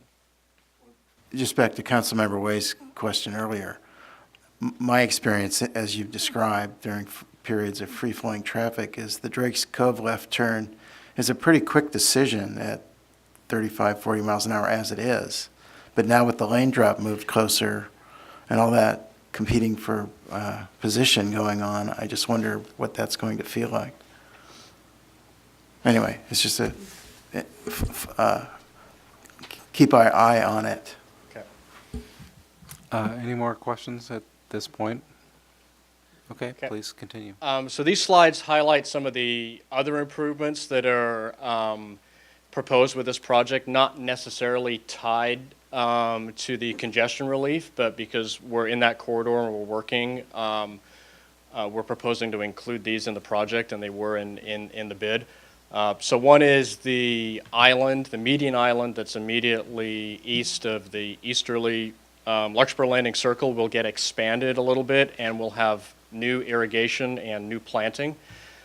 We have very old irrigation out there that our maintenance crews are constantly repairing, replacing. This project will retrofit that and install completely new irrigation and planting. In addition to that, there is a brand new landscape median island proposed for an area that's currently just pavement. And so this also helps the project meet its stormwater quality requirements by providing some pervious area, some filtration, because we are adding a lane to the south, so this is kind of offsetting that pervious area. And then we were also able to get some pavement repair added into this project. So those of us that have traveled know that there's some ruts out there, there's some potholes, there's some raveling. So this project will repair. We'll do a lot of pothole repair, do some deep lift patches in areas where we have failed pavement, And then also currently proposed to do a microsurface application over the entire pavement. Because we're doing some lane reassignment and some restriping here, one of the issues is if you move stripes over by a few feet on a roadway, you're left with the ghosting from the O-line when you grind them out. And so we felt that the microsurfacing on the street was important to improve the ride quality, to eliminate the potential of ghosting of old stripes, and it also helps to preserve the pavement. And then the other is because we are pulling the new lane to the south, and there's an existing bike path there, we get to completely repave and realign the existing bike path, so we get our bike path repaved for the length where we have the widening. So some of the actions that have taken place to date on this project, as I mentioned, the Transportation Authority of Marin was the lead for the project development of this. Their board, back in July of last year, assigned roughly $7.5 million in Measure A, which is the county transportation sales tax, to improving the access to the Richmond-San Rafael Bridge, the 3 projects, including East Sir Francis Drake. And then earlier this year, before UI came with a proposal to adopt the project plans that TAMS and their consultant had worked on, because TAM does not traditionally do construction projects, we agreed as the city to manage the construction of this project. And so we came before you, and the city and TAM entered into an agreement that allocates a portion of that Measure A funding to this project, and then also you approved the plans and specs in August of this year, authorizing us to go out to bid for this project. So in September of this year, we opened up bids. Unfortunately, we only received 1 bid. It was from Gelati Brothers. Even though we only got 1 bid, it was within 5% of the engineer's estimate, which nowadays is there we go. Not Is so bad. about as good as it gets based on the local bidding economy, especially seeing as we only had 1 bidder. So TAM staff and city staff did review the bid. We determined it was a good bid, responsive bid. We're able to award it. Gelati Brothers has certainly done plenty of projects in the area of this nature, certainly capable. So it's staff's recommendation that we would award a contract to Gelati Brothers based on their bid of $2.248 million. The other thing that needs to occur for this to happen is that based on the agreement we've signed with TAM, we would need to amend our adopted capital improvement program to include this project in the CIP and then add $2.3 million of TAM's Measure A into the project so that we can pay the contractor. So the council action that's requested tonight, and for this one I put both items in one resolution, so you only have to do one action, is to amend the CIP project to add the East Sir Francis Drake project into our adopted 17-18 capital improvement program, and include $2.3 million in TAM Measure A funding in that project. And then in addition, we ask that you authorize the city manager to enter into a construction contract with Gelati Brothers in the amount of $2,248,685, which was their low bid. Moving on from there, assuming that we award the construction contract tonight, Gelati Brothers have let us know that they're ready, willing, and able to jump on this project. Obviously, there's rain coming, so the more work they can do sooner. It rained today. Yeah. It will help them out, help us all out. So they're anticipating they could mobilize in mid-October to start this project. As I mentioned, TAM did a lot of the work on the project development, but the city will be managing the construction, so it will be a city inspector and a city project manager on the day-to-day for this project. And that the funds for that is also going to be paid for by TAM as part of Measure A. And then we would come back in January of 2018 and give you an update on how this project's going, and then also on how the 3rd lane on the Richmond Bridge is coming along too, which is anticipated to be finished somewhere right around that time. The hope is that our project and the 3rd lane are open pretty much at the same time. And then we anticipate construction could be completed in mid-February. That's going to be weather dependent, obviously. There's the potential that the microsurfacing or the final layer on the street may be deferred further out until spring if it's just too wet of a winter or we don't have a good window to do it. But the bulk of the construction should be finished by mid-February. So with that, I'm going to conclude the presentation, and I'm available for any questions. I want to open up to the rest of the council, but to me, this is a presentation about funding, about including this project within the scope of funding alternatives that we have available to us. We've already looked at this project before and basically have approved it. So I don't think you're asking for us to revisit the character and scope of the project today. Correct? No, so this project was before you a few months ago when you adopted the plans and specifications, In which kind July, of outlined what the scope of the project was. Tonight's process is more of an administrative to take those funds and actually incorporate them into the CIP budget, because we didn't do that when we adopted the budget back in Right. June because we didn't have bids in. And that's fine. I just want to make Yep. sure folks understand that we've already looked at this project before, and we've already blessed it, essentially. So I think what we're really being asked to do, and you just confirmed tonight, is essentially to deal with funding for the project and make sure that it's going to go forward. Fair enough? That is correct, yes. Okay. So with that clarification, any other questions or comments from the council members? Please. Without going, thank you for that clarification, because that really helps in narrowing down and reminding me what we've already discussed. Without going into lengthy Project 3 analysis, and I'm not talking about the Richmond-SR Fell Bridge portion of it, but the section between where our jurisdictional line ends, right around Drake's Cove, to the entrance, how that exists now, and I know you've coordinated with San Rafael that's actually county, coordinated with county. I guess my limited question is, we're moving down to one lane there, and it'll be one lane around the San Quentin curve. And are there other extraordinary things that are going to happen there that we need to be aware of? Not on the county portion. As you get to Anderson, the intersection, which is San Rafael. Right, where you make a left turn or Right. right. From that point on is where the Project 3 is, that would add a cycle track, which is a Class 4 bike lane, dedicated bike facility on the north side of that flyover. That's something that TAM is working with Caltrans on the various geometric constraints of that flyover to see how we can best accommodate bikes and peds and traffic on that structure. The toll authority is, as part of the third lane, also doing some improvements at the Main Street at that underpass. There's some sidewalk widening that's going on there. There's some shoulder widening.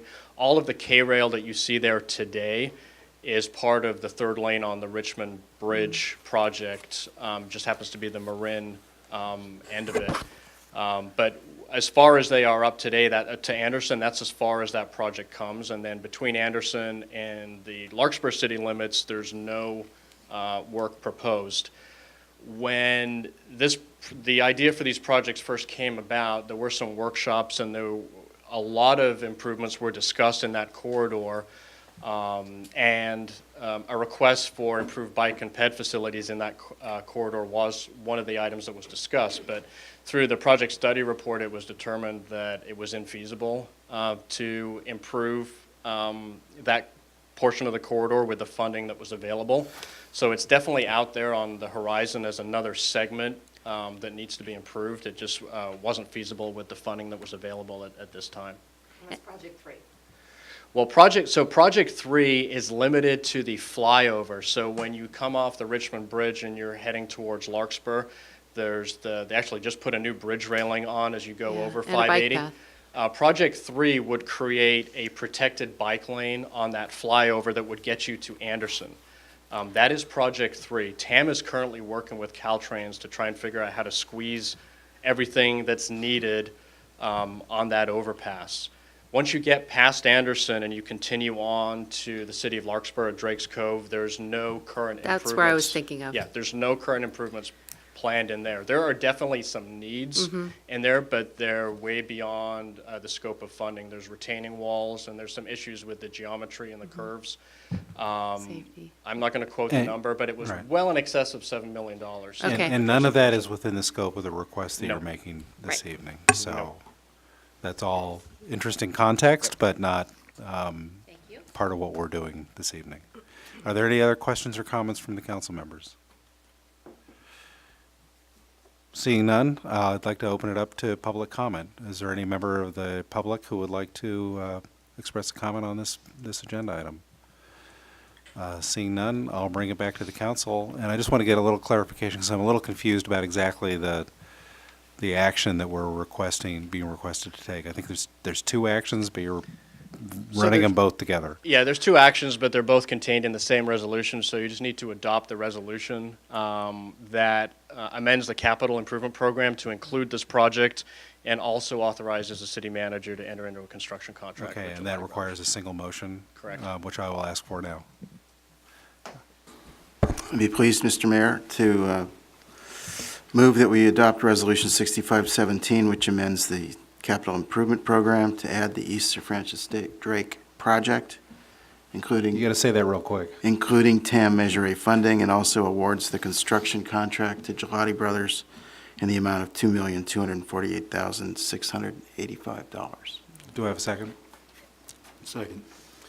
Is there any other comment on this? No. Then we'll have a vote. All in favor? Aye. Any opposed? Hearing none, the motion is approved.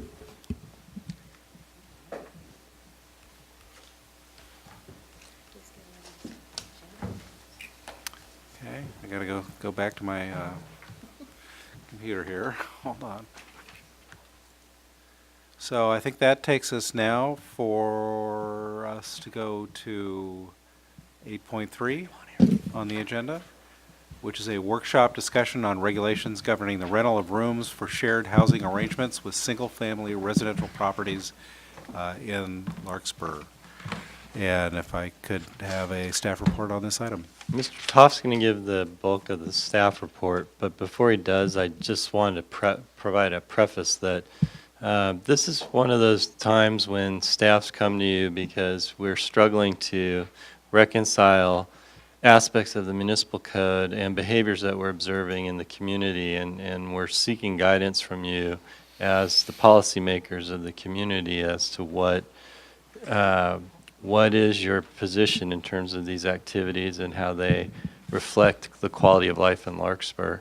And we're seeking guidance because it may be necessary to reconcile some of these issues in the code based on your feedback. So we're not asking for you to make specific decisions today, but rather give us the guidance Right. so we can come back. With Yeah, and I certainly I understood that by characterizing this as a workshop item. And that's appropriate, and I certainly understand that this is an issue of some controversy within the community, and we need to make some progress on it. So with that. Okay, well, thank you, Mayor Haroff and members of the City Council. As City Manager Swartz indicated, we're here asking for some direction on the definition and regulation of rental of rooms within private single-family homes in the residential neighborhoods. This is an issue that came to our attention late in 2016.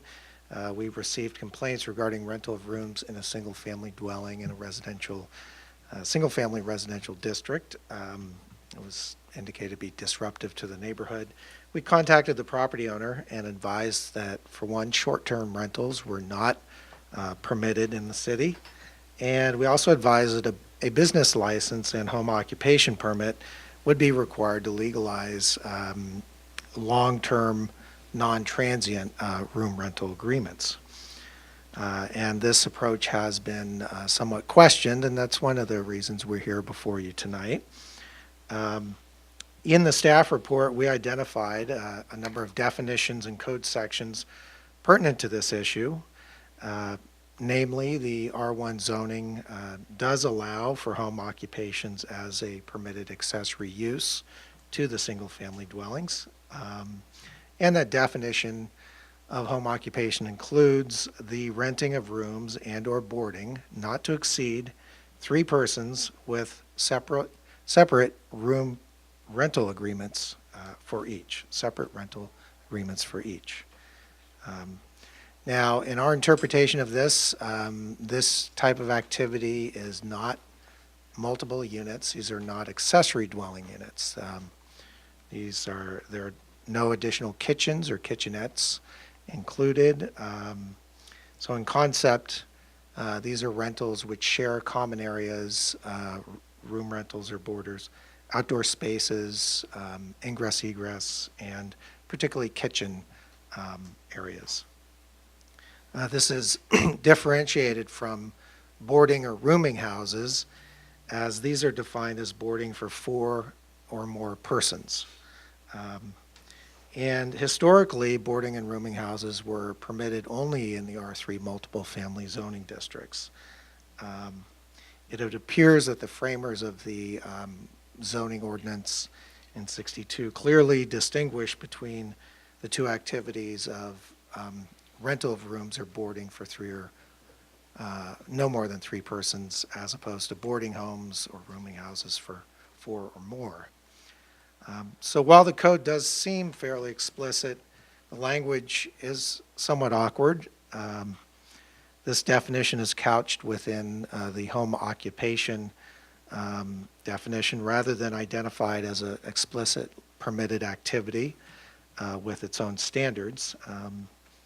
It's not really a typical approach. The home occupation regulations and definition really apply to business activities, and the only business typically with a room rental is that of achieving advertising and the rental agreements and so on.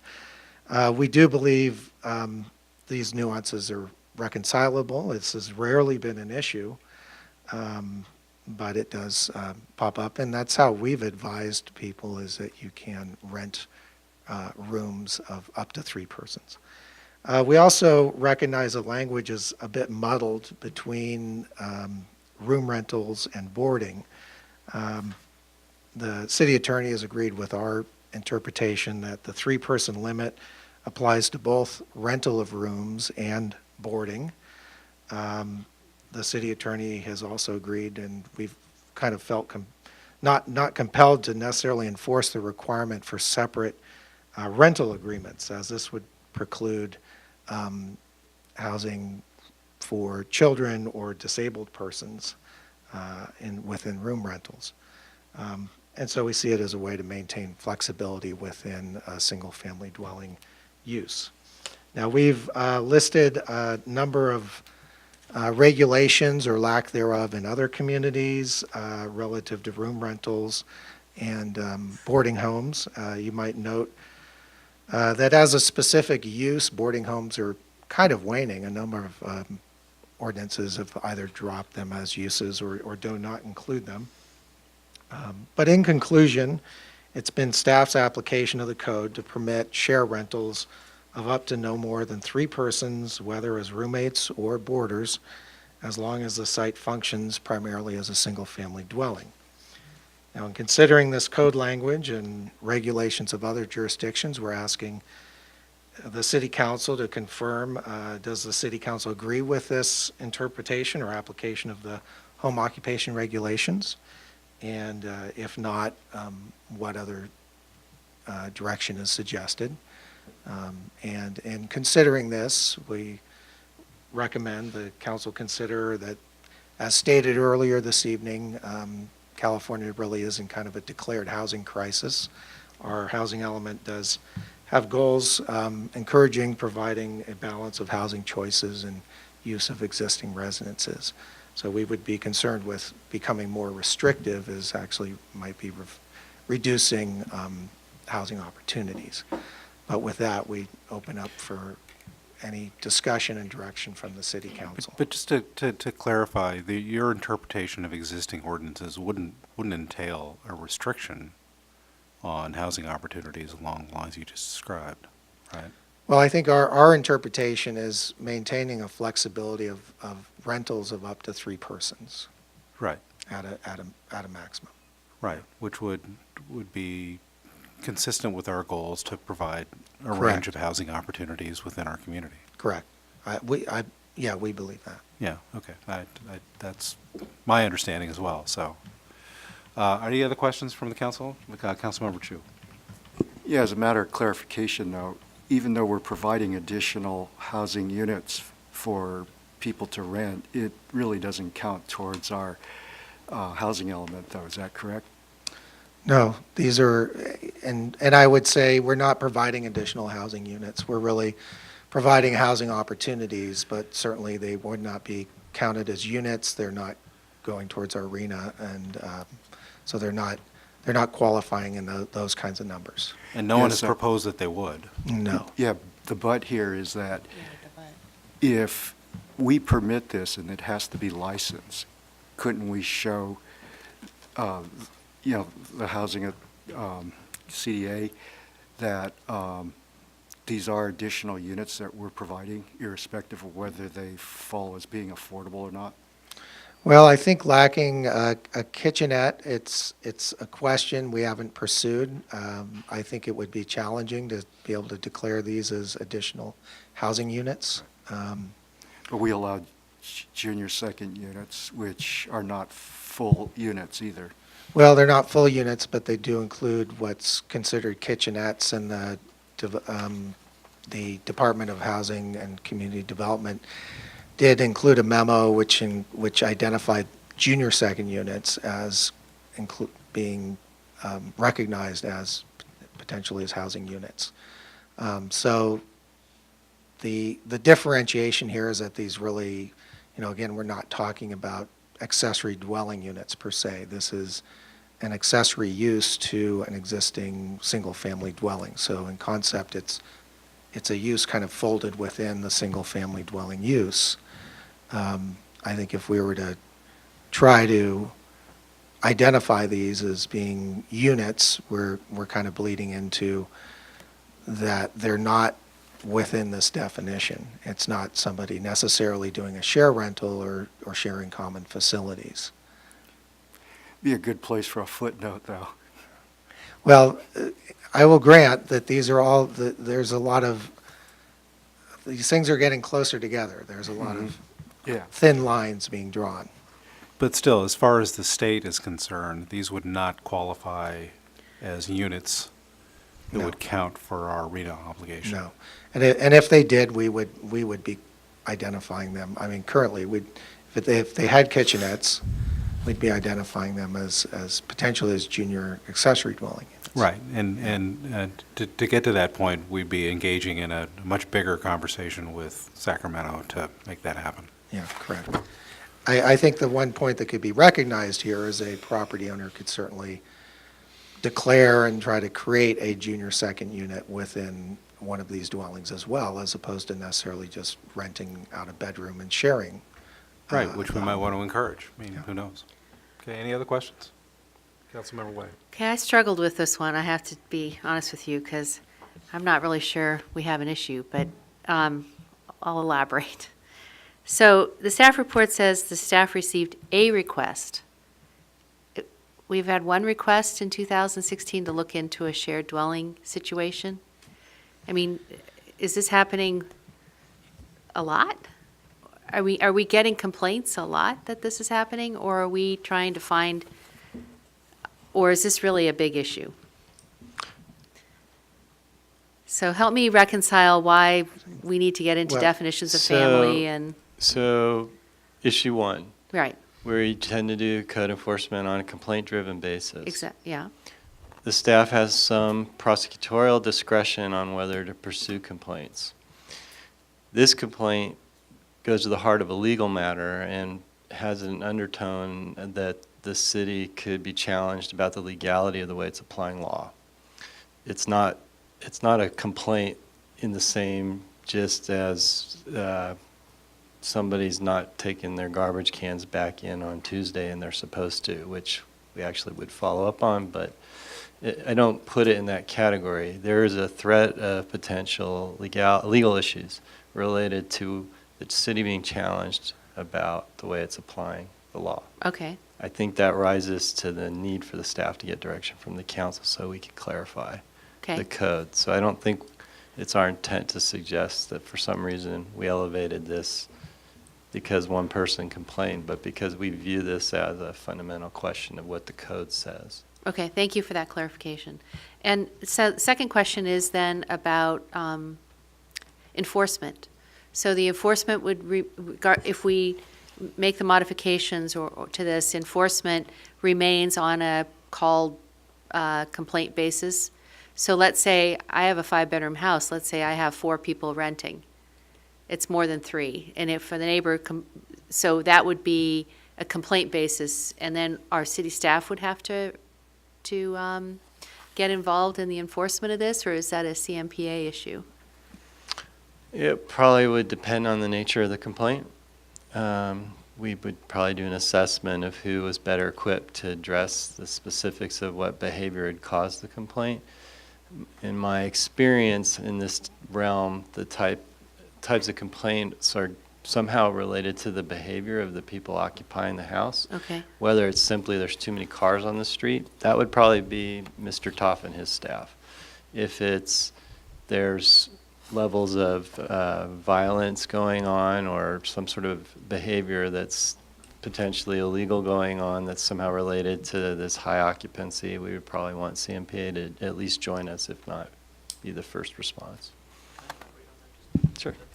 Yeah, I just wanted to supplement what Dan had to say about that, because I think that You need to speak a little closer to the mic. the nature of the complaint, I think, does matter in this to a significant extent. My experience with similar situations like this is that sometimes there are complaints that might be characterized as sort of secondary effects of the use. Things like parking that can be addressed directly. Issues about the number of renters, or let's not use a different term and just say number of occupants, gets into a really difficult enforcement area for the staff, because it requires a degree of inquiry into the living arrangements Right. among the people who are there. And we start having to ask difficult questions about who has a lease, is somebody there as a partner, is somebody there as a caretaker, and there's a bad history with those kinds of inquiries, and we're trying to interpret the code in a way that we think is consistent with what's written, but also focuses on issues that are affecting the quality of life for people in single-family residential areas without drawing the staff into a detailed inquiry into how people are organizing their private lives. And I thank you for that clarification, because I think that's really important. This is an issue that implicates a variety of different living arrangements that people have with people, and you mentioned caretakers, caregivers. I think that's really important. Family members, adult children coming back. I don't think it's in our interest to involve ourselves too much into regulation of those kinds of personal arrangements, but that's my view. And I think that view, though, is consistent with staff's perspective. Any other comments from the council on this? Not right now. Good. Are there any members from the public who would like to comment on this agenda item?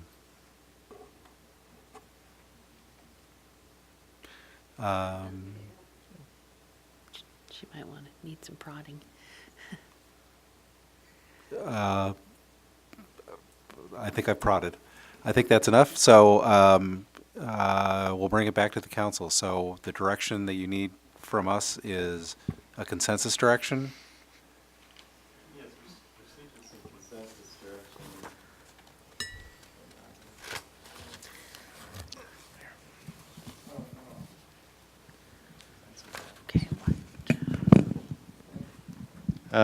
The consensus direction we're seeking is with respect to interpretation of the code, and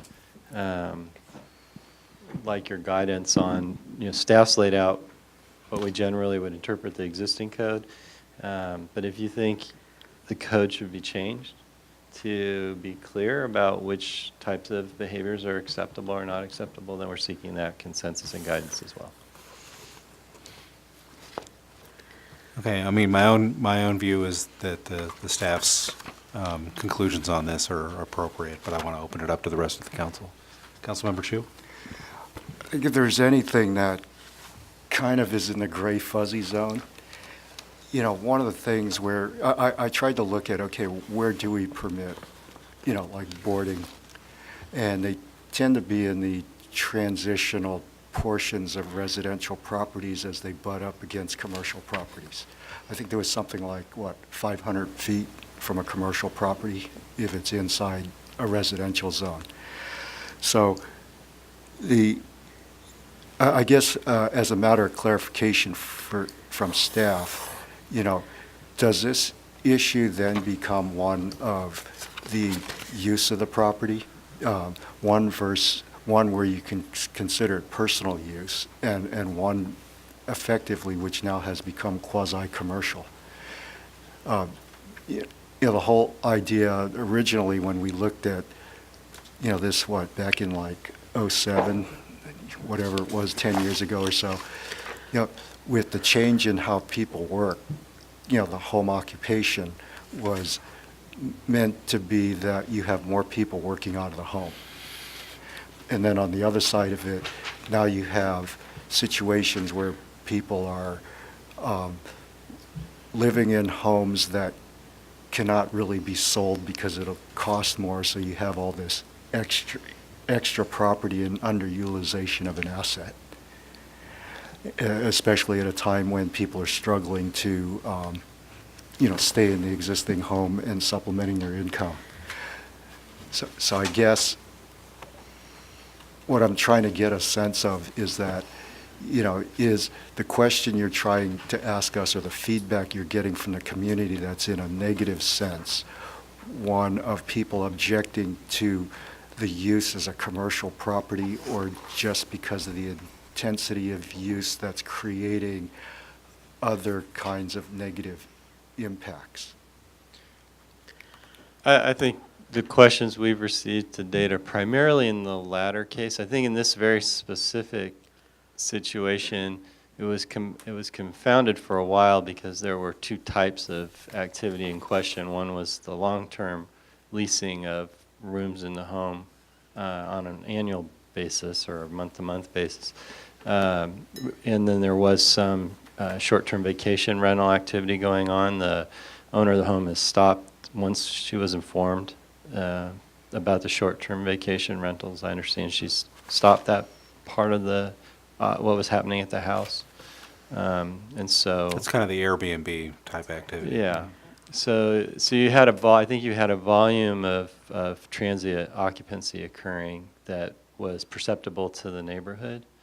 And I guess that goes to the heart of where the staff's struggling even with the broader question of long-term rental of rooms is how much activity in a single-family neighborhood is acceptable from a quality of life standpoint in terms of perceptibility that there's multiple occupants of that home that bring with them each a car and bring with them each the impacts of sort of being a resident in the neighborhood and not part of a family unit. But as Mr. Woodruff is pointing out, we don't really want to be in the business of investigating what constitutes a family unit either. So Right. Yeah. And that's my main concern with this. I mean, and I think the other part of Mr. Woodruff's observation was that there are other authorities that we have to deal with consequences of managing a household that are to the detriment of neighbors. I mean, we can deal with people abusing their privileges about parking and noise and things like that may be incident to, a more intense use that frankly could be associated with, having a big family and having adults and having caregivers and things like that, which I don't think is something that we, in my own view, we want to be too instructive to people about. So Go to ahead. that point, No, you please. do have the tools to deal with complaints. If we left everything the way it was and providing you with the clarification, if these are more I'll say nuisance complaints, even though there's a specific definition for a nuisance. I mean, do you have the tools to be able to address complaints?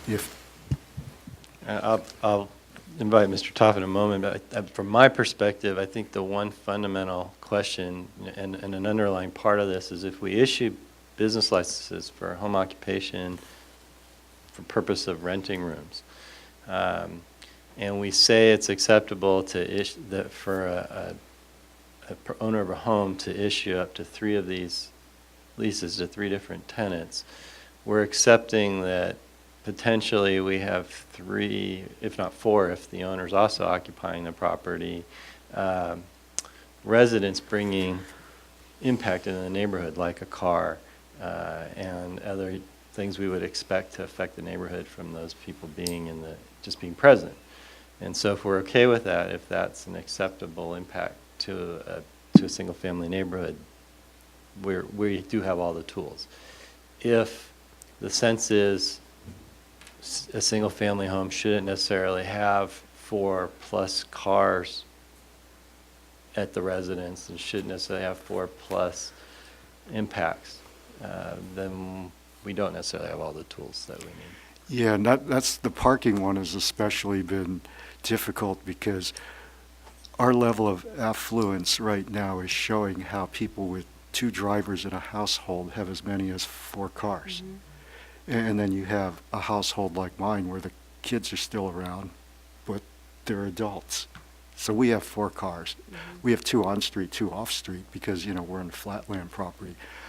But what I'm getting at is that, we could do nothing, but the change in the way people live has changed the intensity of use, even if they're still considered single-family residents.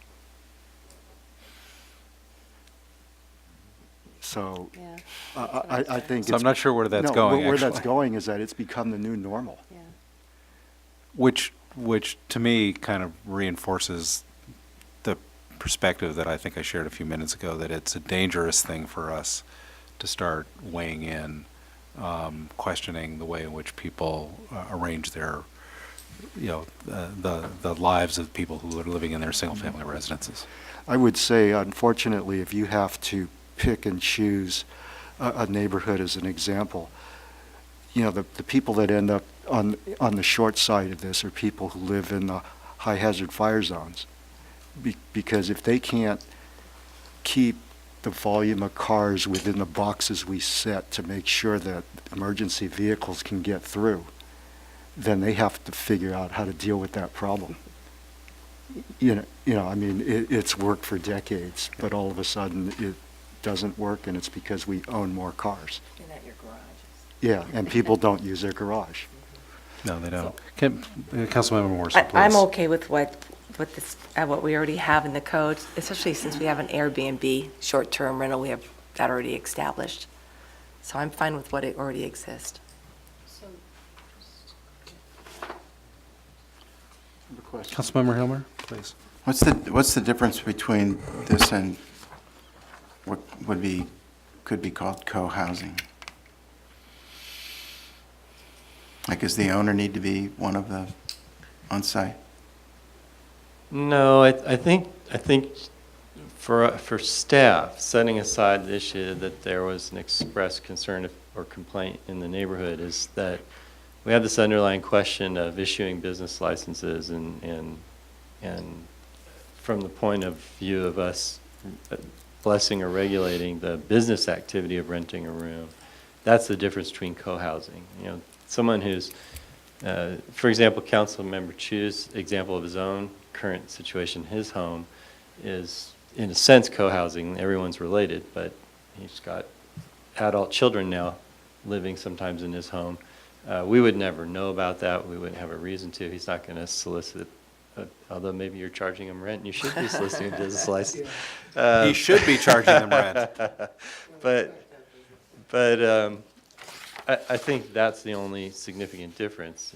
And understandably, many folks who are renting rooms as landlords want to also have the additional legal protections that having been in compliance by getting a business license brings to that activity. For example?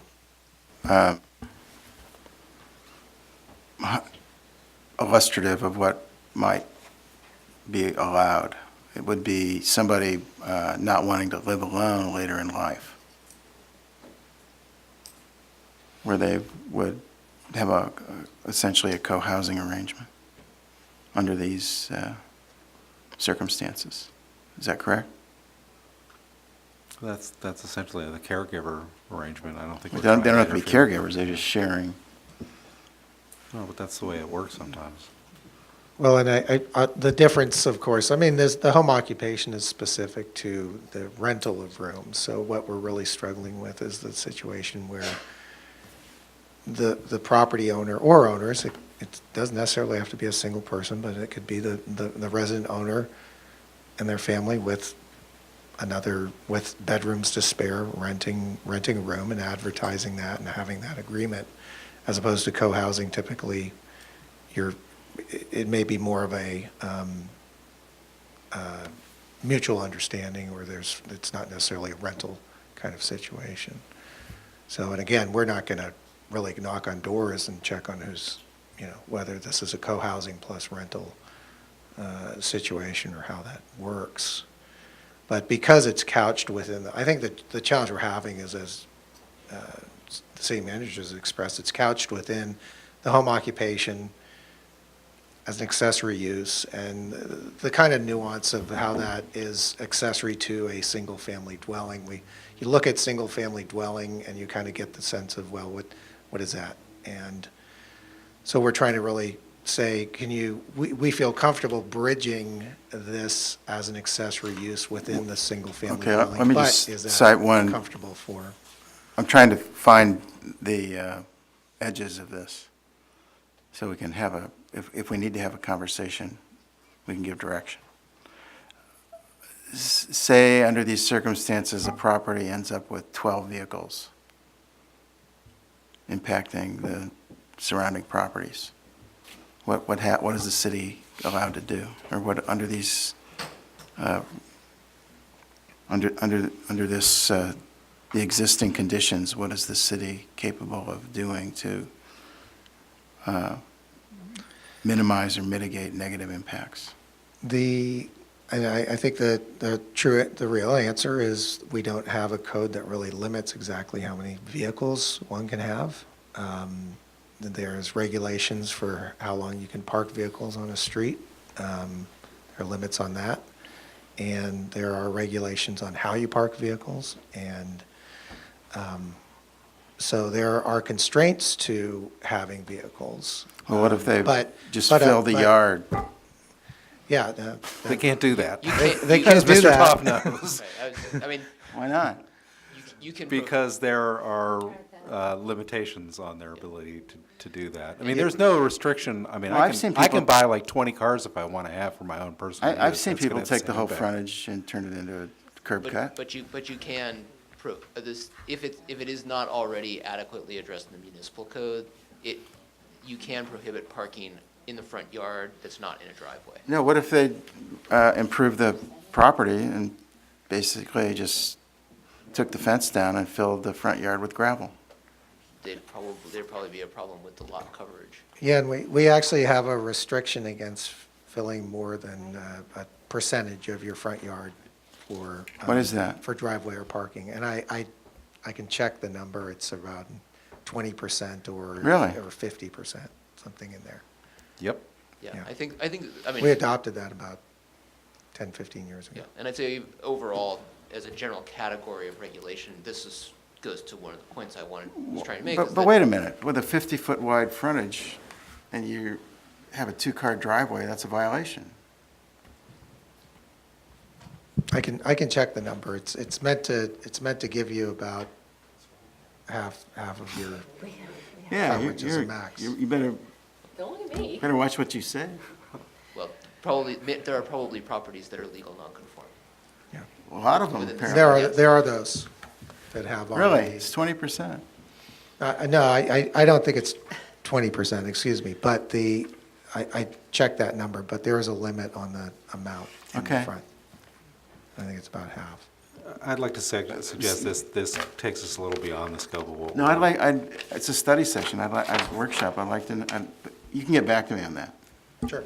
So I have a question for Please. in our workshop, is I understand from the staff report that when the original ordinance came in 1963, there were probably concerns about boarding houses and probably houses of ill repute, but that's not in there. But why are we limiting it to 3 again? Is that going to be just a decision, 3 persons? That's a decision on lifestyle that we need to decide.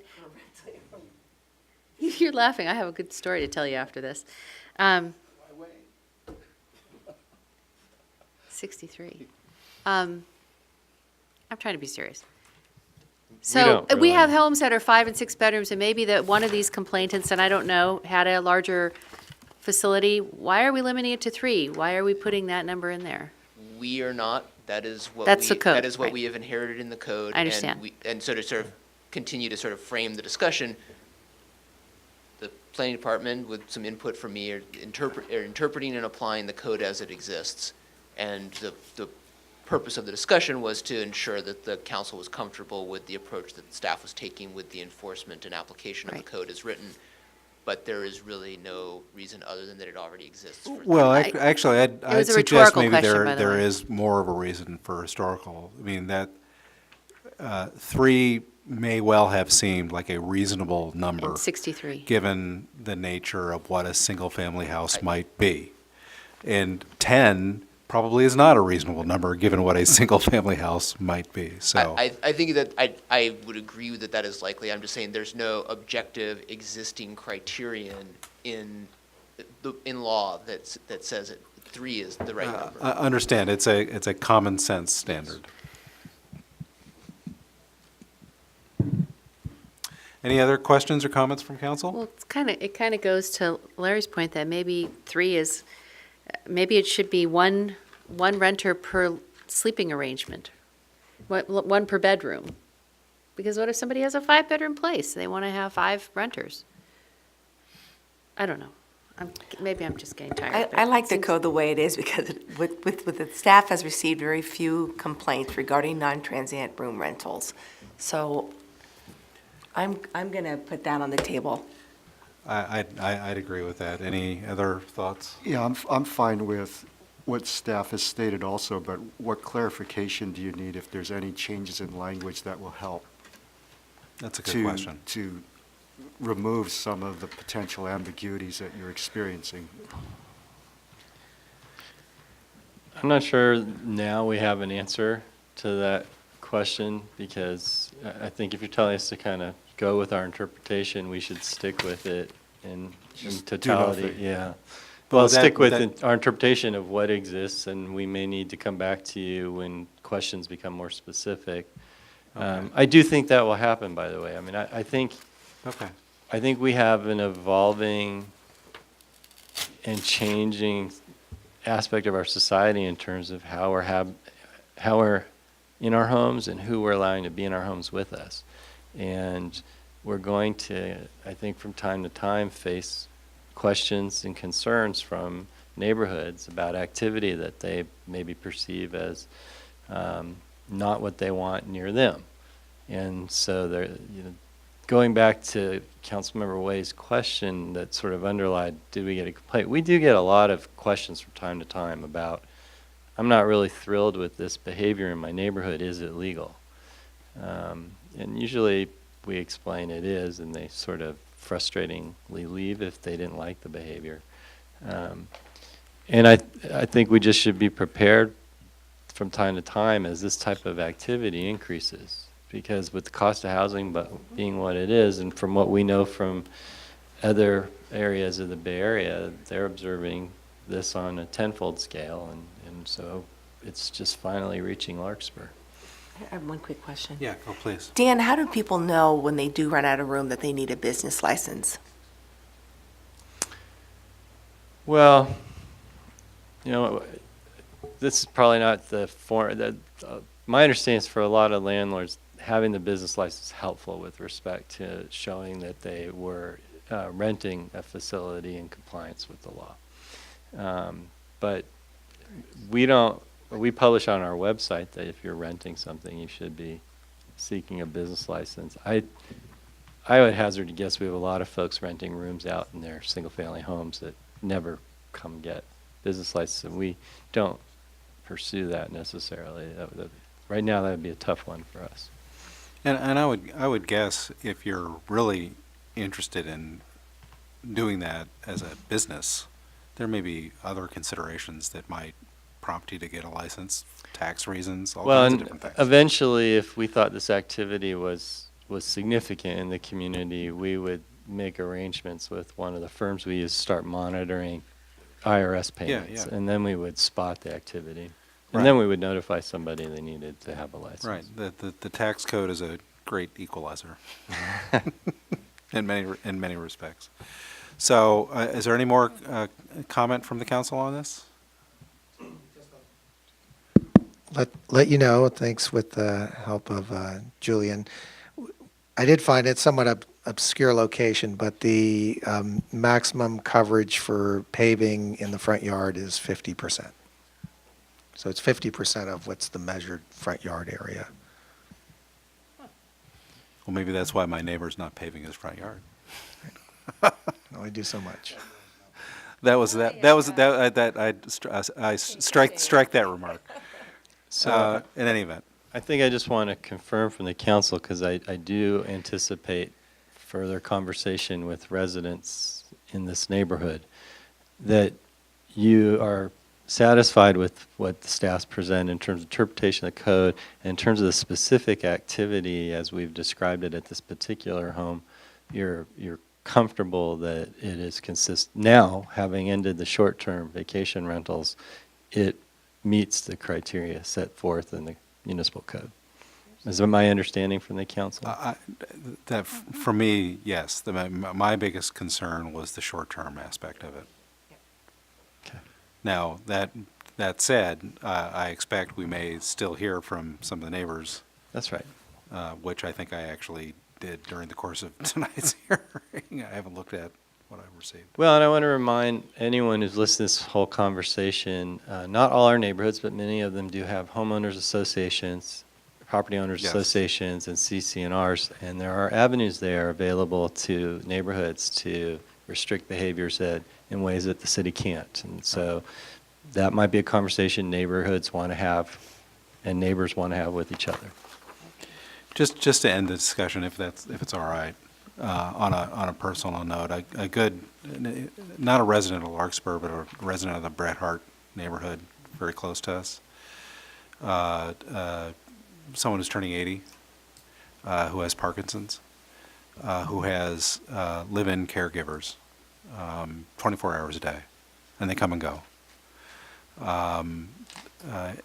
His and his family's life would be not anywhere close to what they would seem to think would be acceptable unless they had the opportunity to have that help. And the last thing I would want to do would be to interfere with what they've chosen is necessary and appropriate and helpful with very nice people to make their lives work. So I think the direction we're providing staff here is consistent with that perspective, and I'm glad to give it. Anything else on this item? I think then we are closed, and we move on to 8.4, which is appointment to fill a space on the Planning Commission. And I would open it up to the council for any suggestions on that. Do we want to report about the our attorney's comments about having dual service on boards, or is that something we should talk about? I think we will receive that advice, but if that's something. Yeah. Okay. This is really your item. I'm sorry, you're looking at me. Mr. Mayor, appointments to Planning Commission, you interviewed 2 candidates, and it's now appropriate for the council to decide if they want to. Yeah, I'd actually like to have a motion for one of the candidates. Yes. I will. I I really appreciated both of the candidates, and I think they're both extremely qualified. I'm pleased Richard Stork is also on the Heritage Board, and he offers a lot of contributions to that as an architect and also having done work in the heritage area and architecture. So I would love to have both of them, and by me nominating Ignatius Sang to the Planning Commission, that allows Richard Stork to remain on Heritage, which he said he would like to do. So, yeah, I think he's committed to both options, however he can serve. I thought so too. Are we open to discussion now? Oh, of course. I would like to offer Mr. Stork the opportunity to be a planning commissioner and a liaison to the Heritage Board. I think he may prefer that.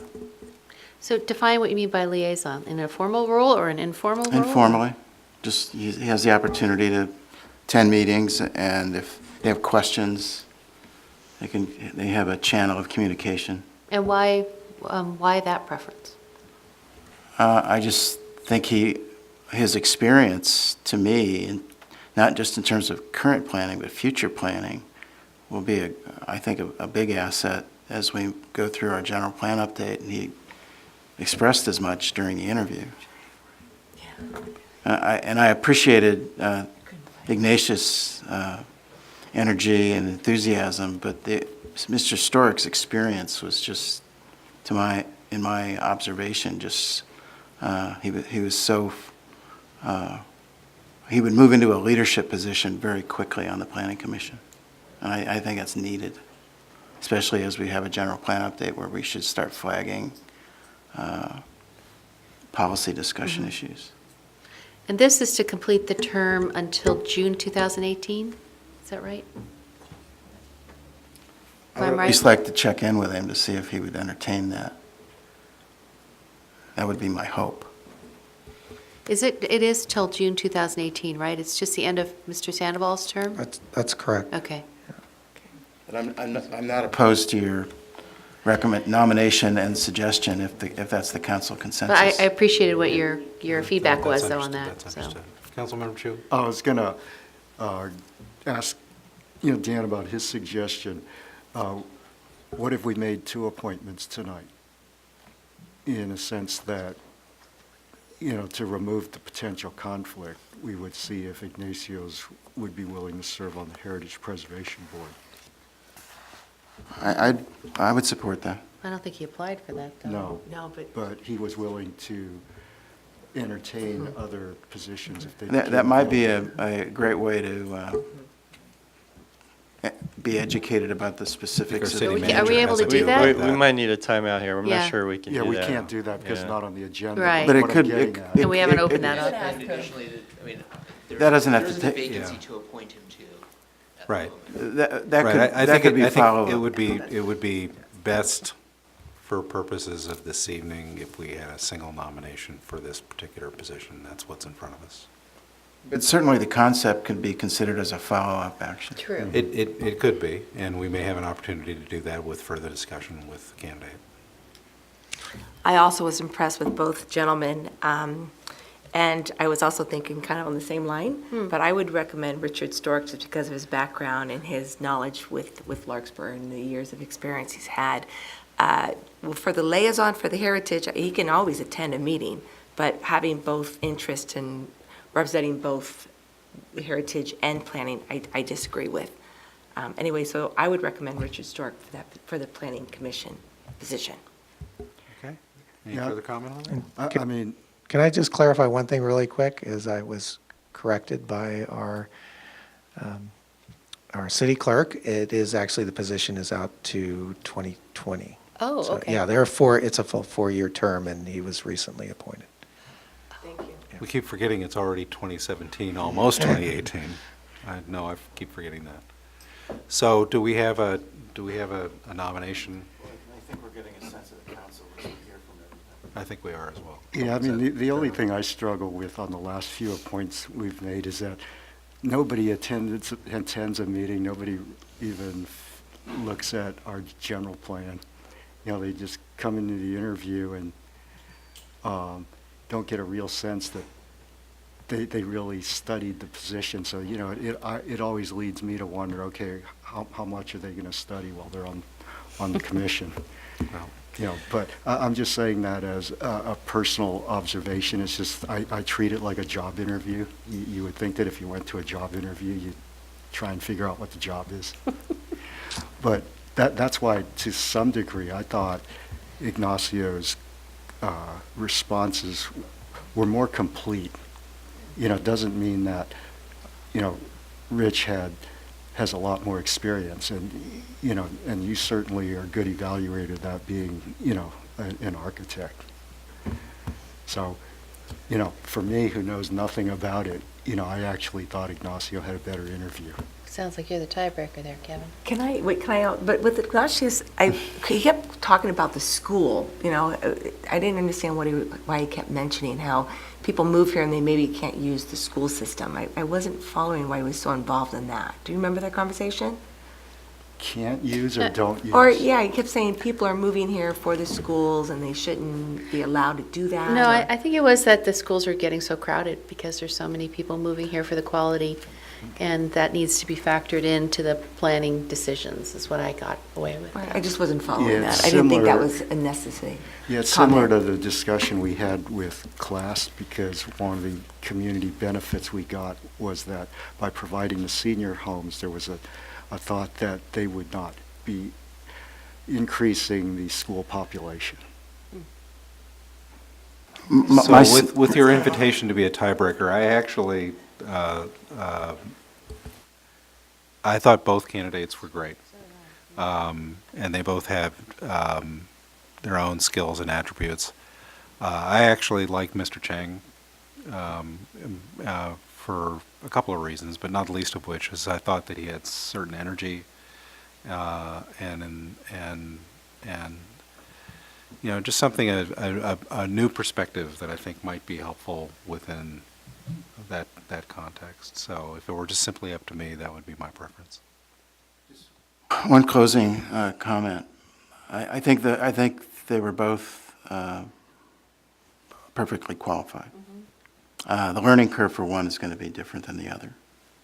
Mr. Chang was talking about things, he spent a good part of the interview talking about things outside the scope of his role as a planning commissioner, and I think one of the first things he would learn is some of the stuff he offered probably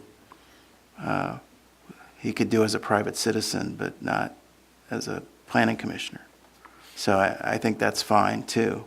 My interest here is that we don't, and there's really no one to advise the planning commissioners, but the job is not for them to come on the planning commission and design the projects. It's to have a clear understanding from a very senior observational point of view that this is about what's allowed under the city rules, and having the ability to step back and see it that way, not to just use the same instincts you have day to day in the office, reviewing projects from one of your junior staff and telling them what you should do. That's, you know, there's a different set of boundaries here. So I think the experience is very important to understand that, I think no one disagrees with to that. provide fair and consistent reviews. So I think the learning curve is going to be different. So with that, could I get a motion? Because I think, Councilmember Morrison, you have something more. He knew the general plan pretty well, too, Mr. Stork. I thought he was very interested and understood what's expected from the planning commission and what needs to be done. I was going to say, I believe Councilmember Way already nominated. Mr. Sang. Yeah, so it's on the table if somebody else wants to make a she different did. nomination. I didn't get that, okay. Yeah. But nobody seconded it yet. Yeah, that's correct, but I just want to make sure that it's clear that Okay, that's so already we have a motion. Second.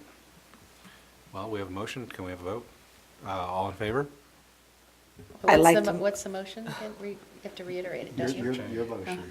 No, but just so we're all, You That- were that- moving Ignatius. Ignatius Chang be nominated or be put into the position of planning commissioner. That's your motion. We have a second? All in You favor? seconded. No, Aye. actually, Mr. Chu seconded. You did, right? Yes. Okay, right. you seconded. So Okay. we have a motion on the table. It's been seconded. All in favor? Aye. Aye? I mean, fine. I support, we had a fair discussion. Yeah, I think that's right. Absolutely. So I it's think- unanimous. He's our new planning commissioner. Yay. Good deal. Good. And with that, I have to make my computer work again, Closed session, here because we it go. keeps going to sleep on me. If it's possible, please inform both candidates of the rich conversation. Yes. Yes. And our appreciation for both of them for standing up and of their qualifications. No, I think it's, Discount Mr. Story.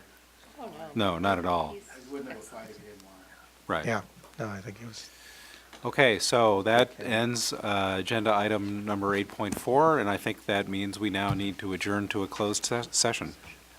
So with that, Can we have a 5-minute bio? we can have a 5-minute bio break, but we are otherwise adjourned.